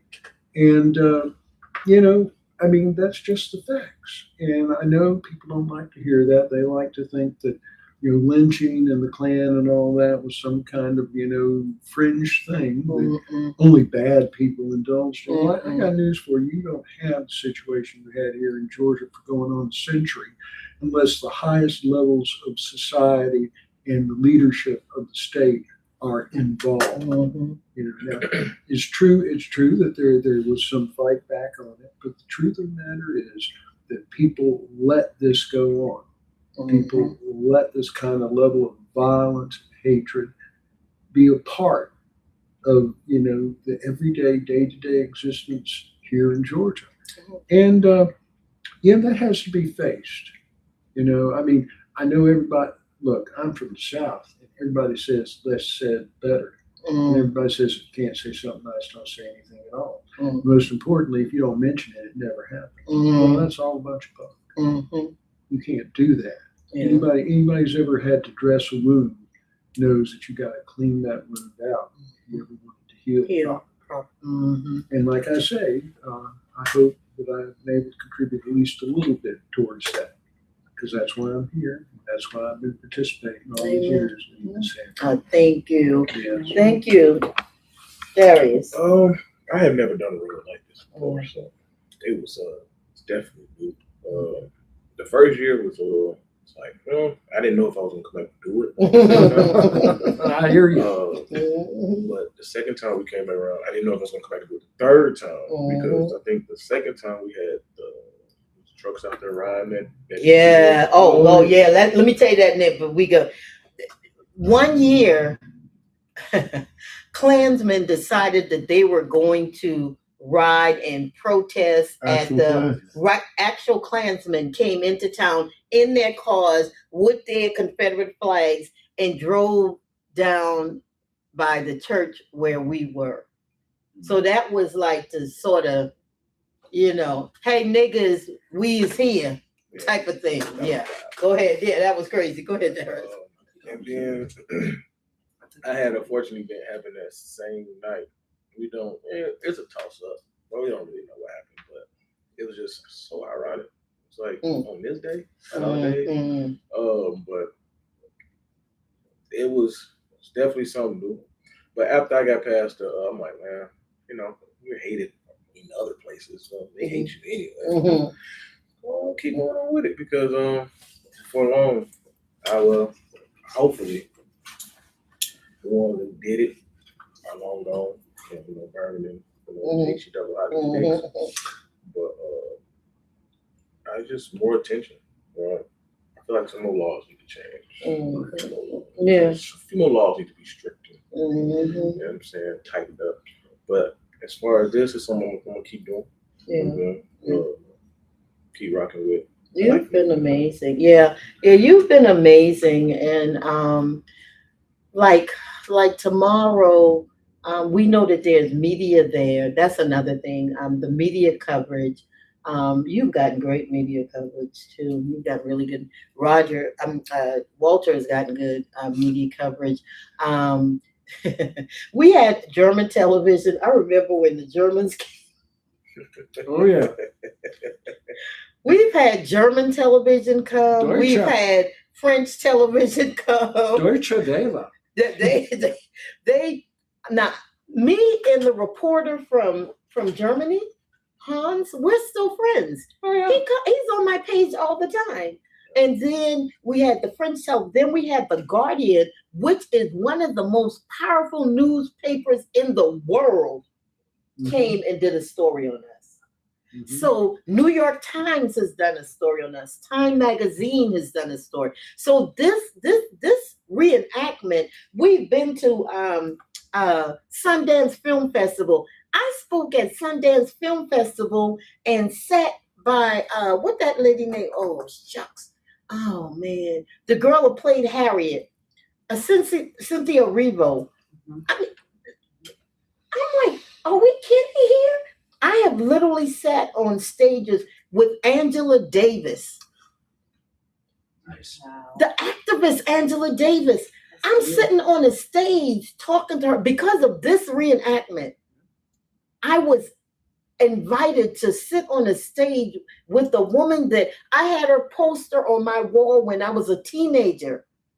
Wow. And she's talking about how when she was 19 years old, she was on the FBI's most wanted list. She was with the Black Panther and was on the FBI's most. I'm sitting there talking with this woman that said, I'm crying the whole time. I mean, I'm like boo-hoo crying the whole time because it was so impactful. So this process has been a blessing to a lot of people. You understand what I'm saying? I think there are actors that are with us that have said they've never done it before, but it helped them to come out of their shell. I've had actors that went on to do other things, good things. You know what I'm saying? As a result of their little part with us. So I'm grateful for the impact that Moore's Ford Bridge has had on people's lives. 18 years, guys. Tomorrow will make my 18th year directing this reenactment. I can't even believe it's been that long. But I can't. Beautiful. I can't even believe it's been that long. But the impact that it has had on my life personally, it just made me, I've always been an activist, but at 66, I feel like my activism is kicked up even more now. And that's because of the surrounding that we have right now, the environment that we're living in. I will fight till the death when it comes to inequality and injustice. And we should feel that way. We should love ourselves. We should love our community. We should love our state. We should love our country so much that we're like, no, ain't anything gonna go here. We are not a communist country. I mean, I ain't gonna guess it, but I'm just saying, you know what I'm saying? We do not have a dictator. Yes, we do, but we don't. No. That's right. You understand? So those are the things that really impact me about what we do. It is bringing acknowledgement that voter suppression is real. Yes. Racism is real. Hello, somebody. Yes, it is. Yeah. This ain't just something people making up. This That's stuff right. is real. Mhm. Absolutely. It is happening around us every day. And if we don't step up and say enough is enough, no, we are not going back 50, 60 years. Who's gonna do it? That's right. Ain't nobody gonna do it for us. That's right. So, and let me tell you something that I think is really powerful. We have had people like Wade Marlborough, Bob Kane, Debbie Ward Casey, Roy Coulter. These people have stood up and said, yeah, we white, but we believe that injustice has been done, and we are going to stand forward and say, hey, we're going to do something about it. We're going to make a difference. And you guys, we have had that forever. Do we realize that as Black people? I'm talking to us right now. Do we realize that we have always had white people that stood with us? How many of y'all know that? Mm-hmm. Always had white people that stood with us. Yeah. I don't care how bad it was. John Brown. Darius, you know who we had here like 3 weeks ago? What Red? We had Harriet Tubman's great niece sitting right there, Rita Daniels. And she talked about Harriet Tubman, her aunt, and about all of the people, John Brown, in the history books. Deep. It was deep. Frederick Douglass. Deep. What the hell? Wow. Her aunt and Frederick Douglass and John Brown were friends. She sat in that seat, man. And she gave us some knowledge, man. She shared from her heart. Humble, She, too. and Very just humble. as humble as she want to be. Very humble. This is what we have to do. We have to talk about the things that have happened. I believe in racial reconciliation. I believe that the only way we get that, Walter, is for us to talk about what has happened and how do we get You start by telling the truth. truth. That's it. The truth, however uncomfortable, however painful. There you go. You know, because it is the truth. Amen. You can't live with lies. People try it. Mhm. People try it. It always ends up in the same place. Mhm. And it seems to be a lesson that a lot of us have to learn over and over again, unfortunately. Mhm. But that's just more reason for most of us who know better already to still don't say so. Yeah. You know, it's time Yeah. to stand up. Yeah. It's time to ante up and kick it. Yeah. That's what History it is. only means that it's the past. Doesn't mean it's insignificant. That's right. That's it. Say that again. Hey. Say that again. History only means it's the past. Doesn't mean it's insignificant. That's it. Amen. And if I can quote somebody else, here in the South, the past isn't really the past. Mm. That's right. The Mm. past is what we're living in now, Right now. right now. That's it. Because whenever there was a place that's got a bill to be paid, Mm. It's the this South. place. That's come on It's now. this place. It is. It really is. And you know, I don't tell this story often, but the reason I almost didn't do direct Morse Ford Bridge, it was Representative Tyrone Brooks, who's retired from the House of Representatives now, and the president of SCLC, Dr. What's his name? Dr. Steele. Yeah. Dr. Steele. Those two men wanted to do Morse Ford Bridge. They'd done it for 2 years. The director that they had decided she didn't want to do it anymore. So they came to me and they asked me what I directed. I immediately said no, because I had just left my hometown, you know, several years back because of a racial incident, because the white supremacists in my neighborhood wanted to kill me because I stood up for an interracial couple. They literally came. This man stood in my yard with a shotgun pointed at my door and said, nigga, if you don't get out of this neighborhood, we're going to kill you, because I stood up for an interracial couple that they were harassing. It was fine when it was just all white families, all black families. The minute that interracial couple, them people went crazy. So when he came and asked me about doing Morris Ford Bridge, I was like, no. What? A lynching? No, I was almost lynched. You know? But But I had to get over that fear. I prayed about it. God said, do it. And it has been healing for me to be able to direct Moors Ford Bridge. I got healing for myself through bringing to light for the Malcolms and the Dorseys. And let me tell you something. I know you've seen this. The Malcolms and the Dorseys families have come out. Those people have cried. They have literally cried when they see us reenacting the lynchings of their family members. The Malcolm family, one of their members came out one year. A bunch of them came out one year. The oldest member was 101 years old. I don't know whether you were there, but he spoke. Yeah, 101. So he might have and been he there. spoke. Remember that, Walter? He's definitely around. Man, that right there, man, hearing that man talk, he said, yeah, and I remember, ooh, and he was so soft-spoken and humble. Man, but when you have people that have experienced some of this stuff, man, don't ever forget what we have been through as a people. Don't ever forget that, man. I keep trying to tell people, and it's not over. No. It ain't over. No.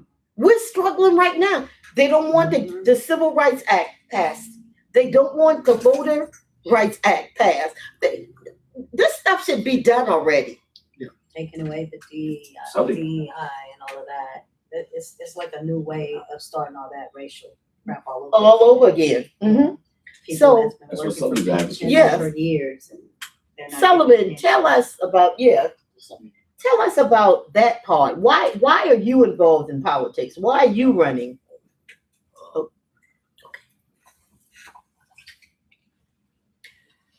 Oh. I'm sorry, I didn't mean to interrupt you. I'm afraid I'm gonna have. Okay, absolutely. We'll see you tomorrow. Yes, indeed. All right. Thank y'all. Thank you so much for coming in. Thank you. Appreciate so you. much. Y'all take care now. See y'all tomorrow. Okay, see you tomorrow.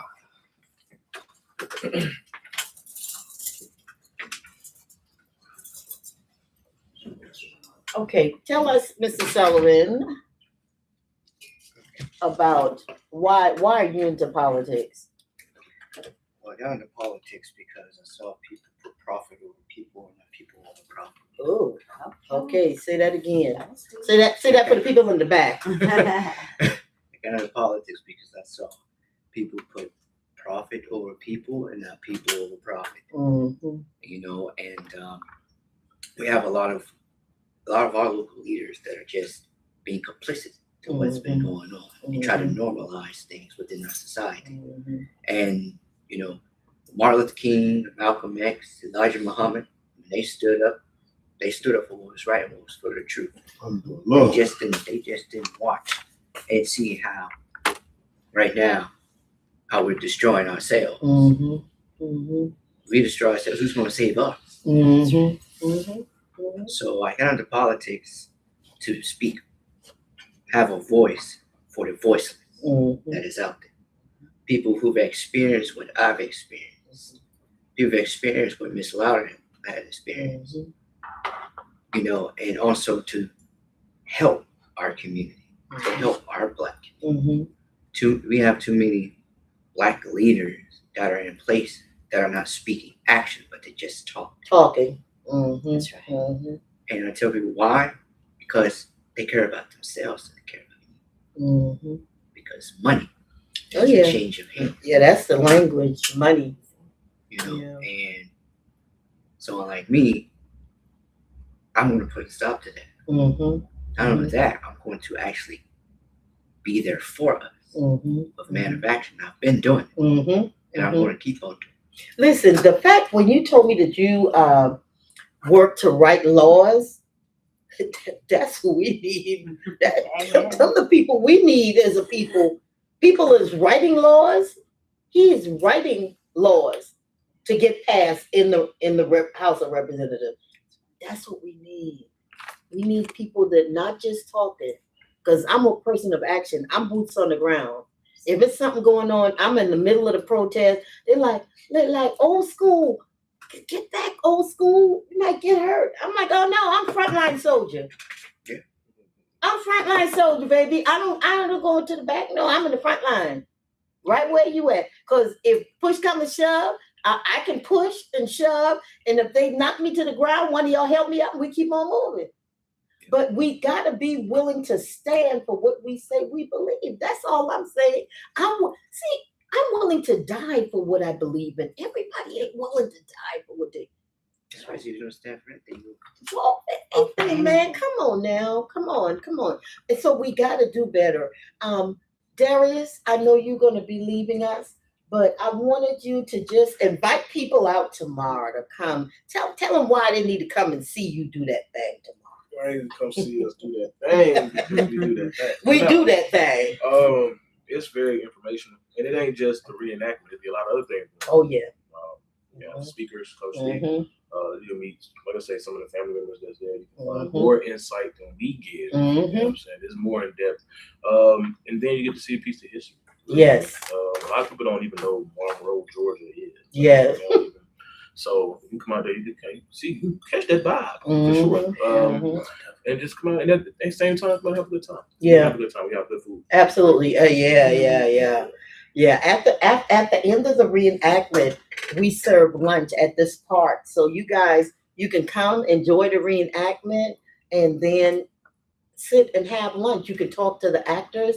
Most of them hang around, stay around afterwards, and come and do that. Come and be with us. We have a couple of more minutes. Red, right? How many more minutes? I mean, just for I want to take some pictures before they leave. Well, you got here at 6:45. No. I want to our next break. 20 minutes. Oh no, we ain't gonna wait that long. We got 20 minutes. I ain't asking him to wait that long for the break, but yeah, I just I appreciate you. I appreciate Keith coming and sitting in with us. Thank you. It's been a blessing. I don't want anyone to go anywhere because we're going to continue our conversation with Kiki about her animation, about her book, about all of the different things that she does. And like I said, she flew here on her own dime from Galveston, Texas, just to be with us, man. I mean, I'm just, I mean, I commend her for that. Everybody ain't gonna do that. When I heard her sing and I asked her, would she come? She was like, yeah. I mean, like no real hesitation. She's like, yeah. And then she sent me all this stuff. And I was like, oh, heck yeah, you coming, because I need to hear more, So we're going to talk more with her, but I just want Darius to know how much I appreciate him. And I just love you. His mom is Nicole King. She is actually the production manager for the program. And she said, oh, he's going to be here. Wait,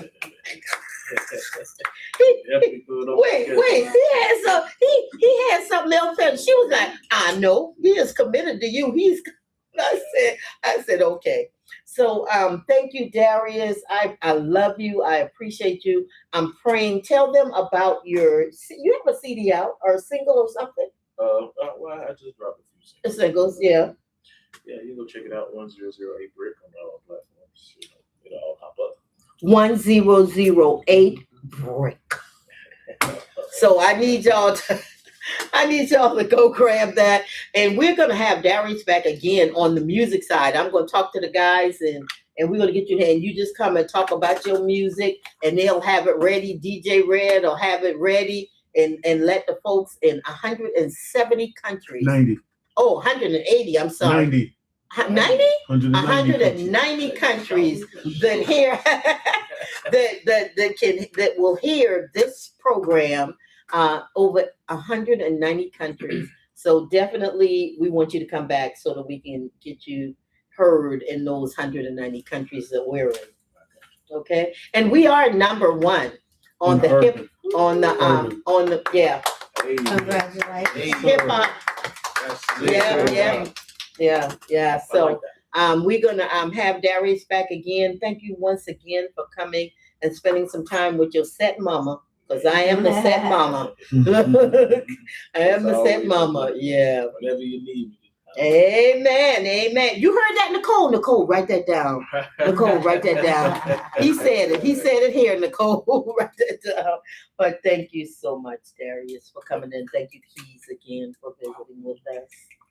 Okay, so these guys are gonna have to get on the road. Y'all know artists are busy on the weekend. 4-day weekend. Oh, okay, yeah, that's what I was getting ready to say. It's busy time. I love you, I Darren. love you more. Be careful out there. All right. I will. Mhm. Nice meeting you, brother. All right. Thank you, kids, for coming. All right. And we're sorry. We don't normally do that, but I needed to I gotta make sure that my guys get what they need to get and do what they gotta do. So thank you guys for being patient with us. We want to talk. I want to get back to talking with Kiki and Mr. Sullivan, Representative Sullivan. So we're going to hold a conversation now with Cassandra. And we're going to talk about some things, childhood trauma. And because that's one of Kiki's main areas, and that's also a concern about our young people, which is a concern of Representative. Representative. So, Oh, okay. okay. Well, I say he's a representative, so okay, candidate. we call those things that be not as though they were or are. So we thank you for being here. Come on up this way so we can get you in. Okay, good. Want to make sure we see everybody. Okay, so Kiki, I want to get back. Tell us some more about childhood trauma. What you want? Okay, well, I will say this. Like, I had a moment just to speak with Representative Sullivan a second ago. Candidate Yes. Representative Sullivan. I was asking him because it's a real severity that I think people feel like children don't have a voice. Nobody will believe them.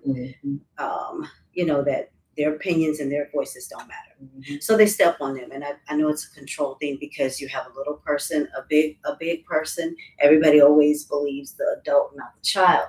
And a lot of times what I find in victims that I've spoken to or interviewed, that they don't share their story because it's already been said that if you tell, they're going to say you're a liar. Nobody's going to believe you. So they already have this sticker on them that nobody's going to believe me anyway. Yeah. So if your child is acting out, it's not that they're bad. It's just they don't know how to express something that another adult who you trust, mom or dad or family member, who you trust in the family and look up to, is saying that they're going to be called a liar because that grown up is well liked by everybody else. And just because they're not doing it to anybody else but that particular child, that child is singled out. So that child doesn't have, any trust to trust the people in their environment. I was asking him, I said, if there's been years of trauma and abuse, any sort, I don't care, whether it's mental, physical, emotional, any of it,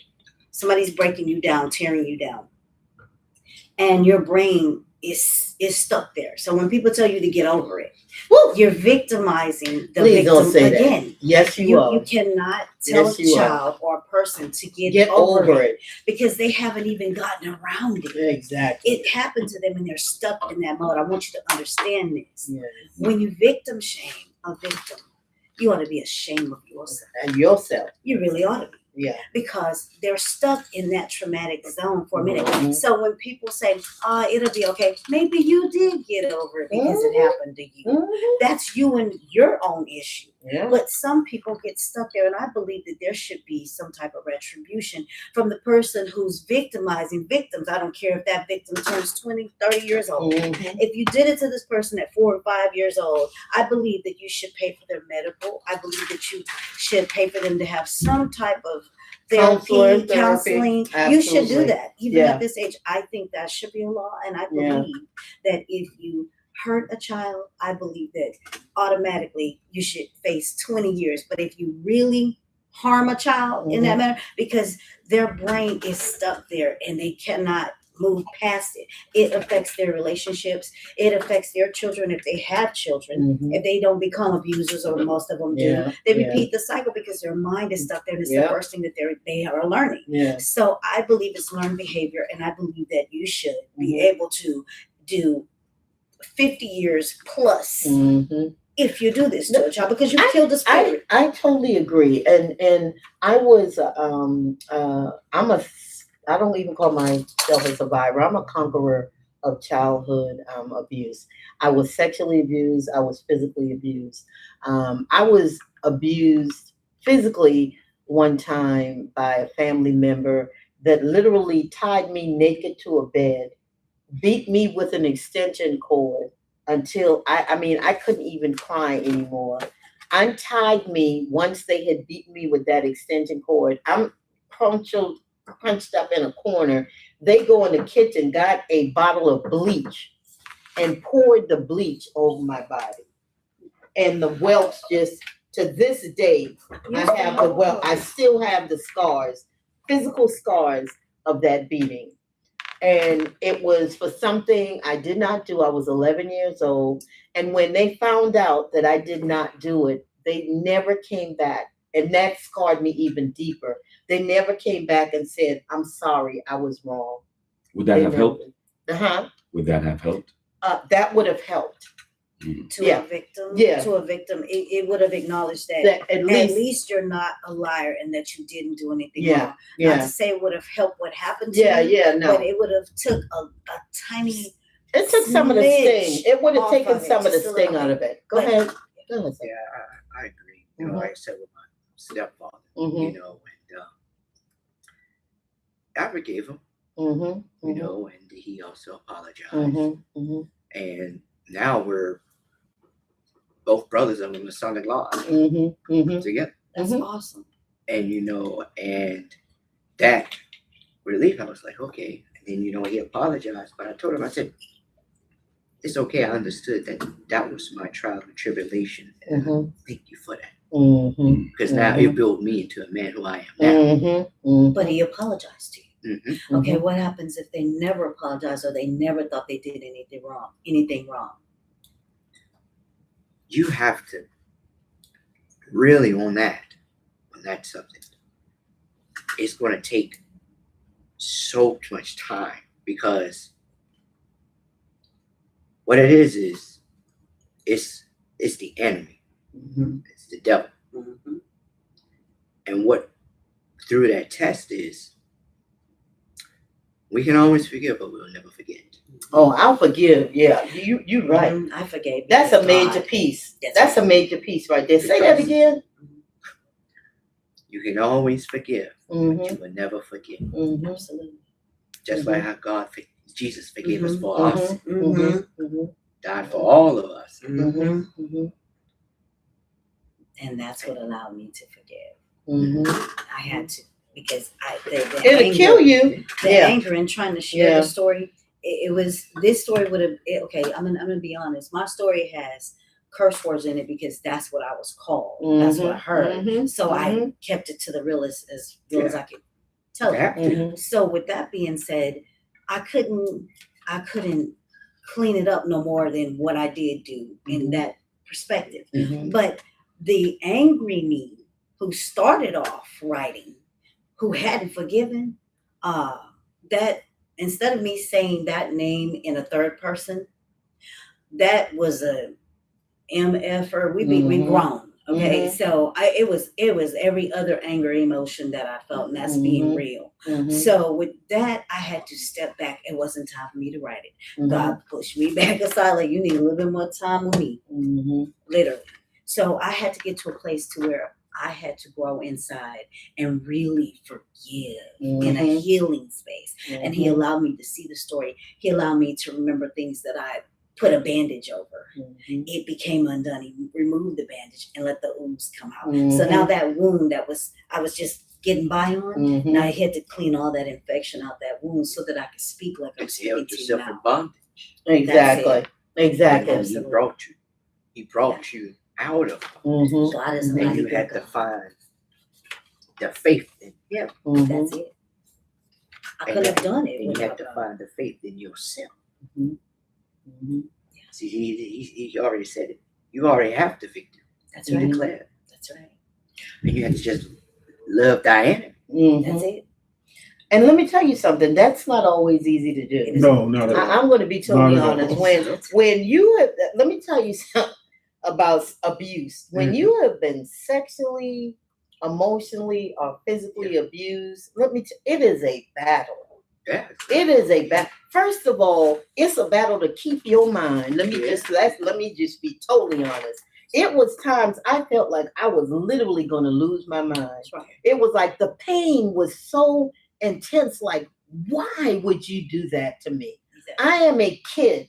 When I started being molested by my grandmother's boyfriend, who was a preacher, and from 4 to 12 years old, that man molested me. 4 years old. Let me tell you, I hated preachers. I hated church. I don't want nobody to talk to me. But I'd be like, "What the hell would you wear in the church?" That's literally that was my position for years. The hell with all of y'all, because y'all fake. I felt every preacher was a fake because of what I'd experienced. You know what I'm saying? And then the emotional scars. You ain't gonna never be nothing. Right. You ain't gonna never amount to That's nothing. it right there. Can I ask you go ahead? I don't know your guys' individual traumas, but is there anything empowering in those traumatic experiences? Like, did you take something away and like, you know what, I'm gonna use this in a positive sense? Absolutely. Even being because let me tell you what happened to me. As a result of me being physically and sexually abused, I had no self-esteem. As a result of me having I said no. I heard that. No self-esteem. As a result of me having no self-esteem, I got into a marriage that was abusive. Why? Because I just wanted somebody to make me feel valid. Right. Absolutely. I needed somebody to validate me because I couldn't validate myself. So what happens is you bring all of that baggage. Come on now. From my childhood, 4 years old, I brought all of that baggage along with me, picking up here, then getting raped, then getting married, then being physically abused all of those things was a result of that one situation. You understand? That horrific way thing. back there as a 4-year-old, it did not leave me. We're going to take a break in a moment, and go ahead. I'll let you start. I just want to say real quick, like for me, writing, it was therapeutic. Oh, me too. So Me too. the newspapers that he would keep us on as puppies in the restroom for hours and hours, I just learned what my grandmother taught me. Do 3 letters at a time and, put them together and sound them out. The sounds they make to make words. I became such a great reader. And then I would take crayons and draw little stick figures because I was trying to draw the memories of the people that I was taken from. Because I was taken from love into total darkness. So total darkness and being starved out is something different. So my mind started, I would catch letters and words that God would show me and I would make songs. I was writing songs very young. That's incredible. So so God is amazing. Absolutely. And I'm going to tell you, I started writing very young. I started writing my first poetry contest. I won at 8 years old. Nice. I beat out a 12-year-old who had won 3 years in elementary school. He'd won 3 years in a row. I came in and did a poem and beat him out at 8.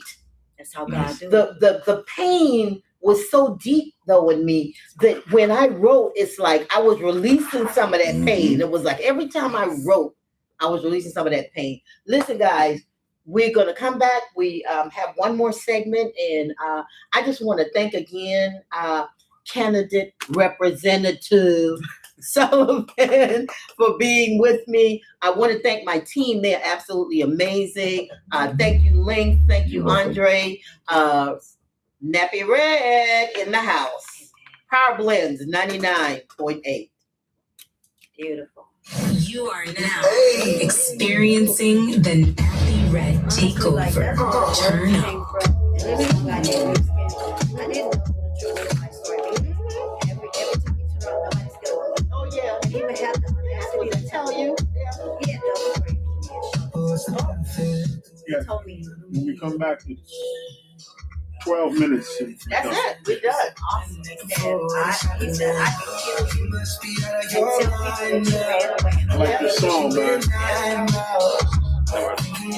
Say Khalid. No way. She'll be back. It's 97.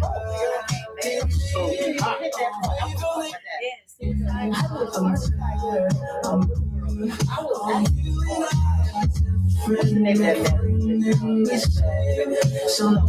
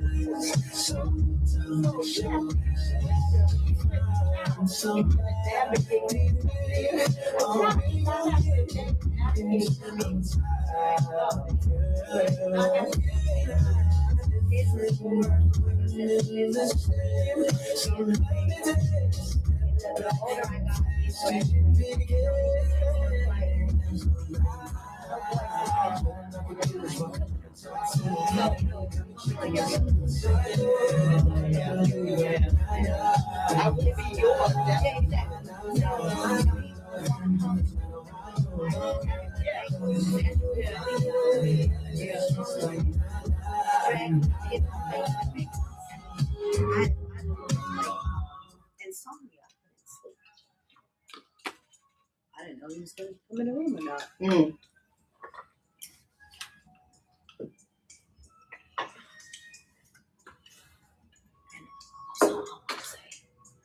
Every kid is not born a killer. I started thinking. Yeah, straight. Oh yeah, it got good. Straight up.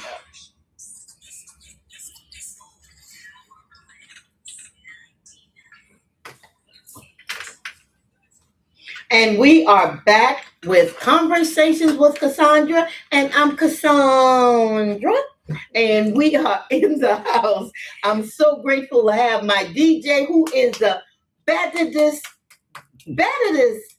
Is that the word? That's what that's the word. Okay, that's what I like. Baddest DJ on the planet, and his name be Nappy Red. Nappy Red. And our station owner is still here. Thank you, Andre, for hanging out. We appreciate you. Our other hosts, we have links from Social Experience, and I ain't gonna say that other word. It's shite. It's shite. Yeah, shite. Yeah, Yeah, shite show. Yeah, the shite show. With us, we have candidate Sullivan from. Tell them the district that you're running in again. I'm running in State District 59. Mm-hmm. And which is Southwest Atlanta. Southwest Atlanta. ATF. That's my neighborhood. That's where I live at.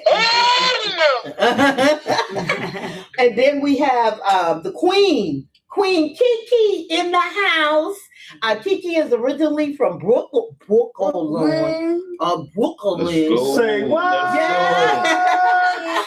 New York, that's what I'm talking about. Lived in Texas too, bro. I know that. And Galveston with a She's fishing not job. living there. Look, she's a Brooklyn. Yeah, a Brooklyn What part girl of Brooklyn? living in there. Payton over there by church. Okay, I know exactly where you at. Yeah, over there. Listen, y'all gotta pray for me. I'm in here with a whole bunch of New Yorkers. Everybody on the team from New York. I mean, it's like, what? I'm from South Kakalaki. I'm a get you girl. Yeah. Hey, that's all good. Yeah. We're But a listen, big guys. gumbo. I wanted to take a couple of minutes because you mentioned something while we were off, suicide. When there is abuse, there is usually high levels of suicide. I was extremely suicidal because of my abuse, physical and sexual abuse, and mental abuse. And I was on medication at 13 years old. I was seeing a counselor, and all I wanted to do was die. I'll be totally. I used to run away all the time. I just wanted to get away from the pain. Right. You understand what I'm saying? Yes, Sometimes right. when you're in that kind of pain constantly, it's like, I can't do this. That's I right. need to get out of Yeah. here. I want to go. I'm Let not me. gonna survive Okay, I'm another not. day. Gonna, you understand? Mhm. And but you do survive because God has a plan. Yes. So Kiki, tell me about the suicide part, because I know what that's like. Yeah, that abuse thing in your mind, when you feel like you're trapped, it feels like nobody's listening. They see what's going on, but they're not helping you. Mhm. You're the problem because nobody's doing anything. So if you just don't make him mad, well, what else how much more quieter can I be? I already don't exist here. So what else is it? Can I tiptoe a little bit softer so he doesn't get mad? It doesn't matter. It doesn't matter. It doesn't. It doesn't matter. So in your mind, it won't matter if you go away. Wow. You know, this is not a place for me. And I had my conversation with God. Mhm. I had already spoke. I've been hit in the head several times, literally, with the Bible. So I was reading the Bible. And I started understanding about, like we don't have that control to kill ourselves. That's not our power. That's for God. So I had already said, God, please forgive me, for what I'm going to do. But I just don't want to be here. Maybe this isn't for me. I know that I'm not loved here, but I'd rather go back with you. And I did have that conversation. And I tried. So what kept God prevalent in your life during that time? Like, I was a teenager, and when we're teens, you have the adversary. And when you're locked in places, that's an idle mind. So if you're taking the things that I love, which is drawing or writing or singing, you're taking any of that away, I'm not allowed to sing in the house no more. You crushing my throat. I can't sing. So you're breaking the things that I like, my poetry, my drawings, you turn it up. So if I can't do any of these things, then what good am I? Because that's the only thing that I have to do in this darkness. So then I don't exist. So let me just don't exist. And that's the mind of a kid when they're pushed against the surface, the wall, the corner. There's nothing else, nowhere for them to go but, hey, I'm done. I'm done with this. Yeah. If this is what it is to live, I'm good on it. I'm out. I'm out. Yeah, I'm good on it. Yeah. So Well, people talk need to to me. wake up and Yeah. really listen to your kids because you won't feel their absence until they're absent. And you will deal with that. You worked with You'll deal with it. you worked in law enforcement, right? Yeah. Tell me about the juveniles. I know you work with the juveniles. Tell me about that group of people and what you see was happening or still happening with them. What I see is a lack of guidance. There's not a lot of, like what you just said, listen to your children. Because you don't listen to your children, they will stray away. They will stray away from what you have planned for place in your house. That's why you have a lot of youth that are out here being recruited into gangs. Absolutely. You, as the mother and the father, you're their safety first. They came from you. They're your seed. No one else's seed or responsibility but yours. That's why God gave you kids. Kids are a gift from God. Amen. And those kids are a blessing. And you need to take care of your blessing that they brought into. When I was working at DJJ, there was a lot of young men that kept being re-entered into the system of recidivism. And I was talking to one of the kids. He was in there about 10 times. Wow. And I was like, I spoke to him and I said, "Where's your father?" He said, "I don't have a dad." I said, "No, everybody has a dad. Where's your father?" He said, "My father left." I said, "Okay, I see where they're going. What's the issue?" Streets become your dad. Exactly. But don't realize the streets are your enemy. Exactly. Absolutely. Exactly. The streets Exactly. can become your enemy. You'll fall in the hole with the streets, And then you think the streets love you, but at the end of the day, they don't love you. No. Because if I'm doing good and you're not telling me that I'm doing good, you're telling me I'm nothing. So when I go out here and one person, even if it's a bad guy, tell me, you know what? I like how you did that, how you handled your business, how you punched that kid in the face who was talking smack to you. You can come over here with me. Let me teach you how to do this and do that. What That's they love. do is they praise negativity, That's not it. positive. That's it. Because when they were being positive, they weren't getting good feedback. Exactly. Yeah, exactly. That's why we see a lot of negativity from people, because the input is the output once they grasp it. That's why I was working with Director White at the time, TJ. She wanted me to actually mentor the kids, but I had to take care of my godmother because she was losing her legs. And so I told her, yeah, I'll do that. I would love to do that. To teach them the right way. And earlier we had a show earlier, and I was telling the guys about King Randall down in Albany, who built his own school. His own school from the ground up, and teaching young men and young women how to talk, how to dress, how to speak, how to shake hands with people, how teaching them positivity, teaching them who the creator is, acknowledging the creator first in everything you do, in all things. And so we have to actually not only reach our youth, we have to teach our youth. Become the mentors. Not just, you say that again, not just reach them, teach them, but teach them as well. And that's it. Go ahead. I know this, that every kid isn't born a killer. Like when they say, all these kids are going to prison for killing their step parent or whatever. No, sometimes that is created. It's created out of years and years of abuse. Yeah, they learn to just sit in their psyche. I'm honest. I did that. I thought about all the different ways there was to survive, the different ways there was to protect myself and retaliate, and the different ways there was to kill. Just like what Miss Cassandra was saying earlier, hatred's being taught. It's being taught. In the same way with killing, it's being taught. It's what they see. And what they hear. And then that's when they think, that's why I said with the entertainment industry, we hear a lot of the words here and everything else. But don't realize that what these kids intake in here, they will do. And that's what they call normalizing our cultural society. Exactly. When you normalize violence, you're gonna see violence. You're gonna see it. It's gonna be. And let me tell you, just to be transparent myself, I joined the gang at 11 years old. I was the youngest member that had ever joined that gang in my hometown. And those girls, those older girls, the only reason I wanted to be a part of them is because they made me feel like I was loved, like somebody gave a damn about me. You my girl, ain't nobody gonna mess with you because you with us.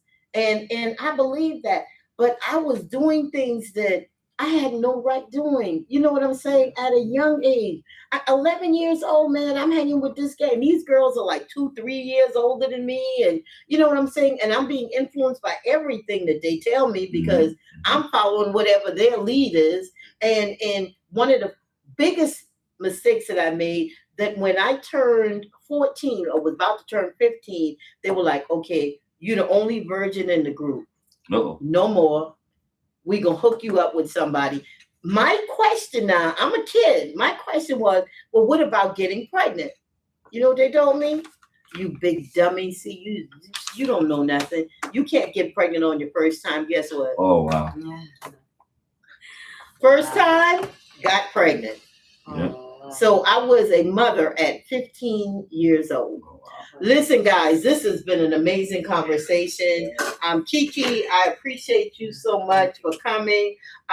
Representative candidate Sullivan, thank you for hanging out with me. Links, thank you, Andre. Thank you. DJ Nappy Red, Power Blendz 99.8. What a blessing. That was awesome. Thank you guys so much. What's crazy in my situation with the whole fighting and all of that stuff, because I had been given so much responsibility. My mother wound up having babies with him. Me and my This is your boy J Rich. And I'm listening she to wound the up having babies. I was 5 takeover when she about had Blendz my first sister. 99.8. Never was there. Check it out. So I'm putting milk and boards, putting water and milk and testing. So she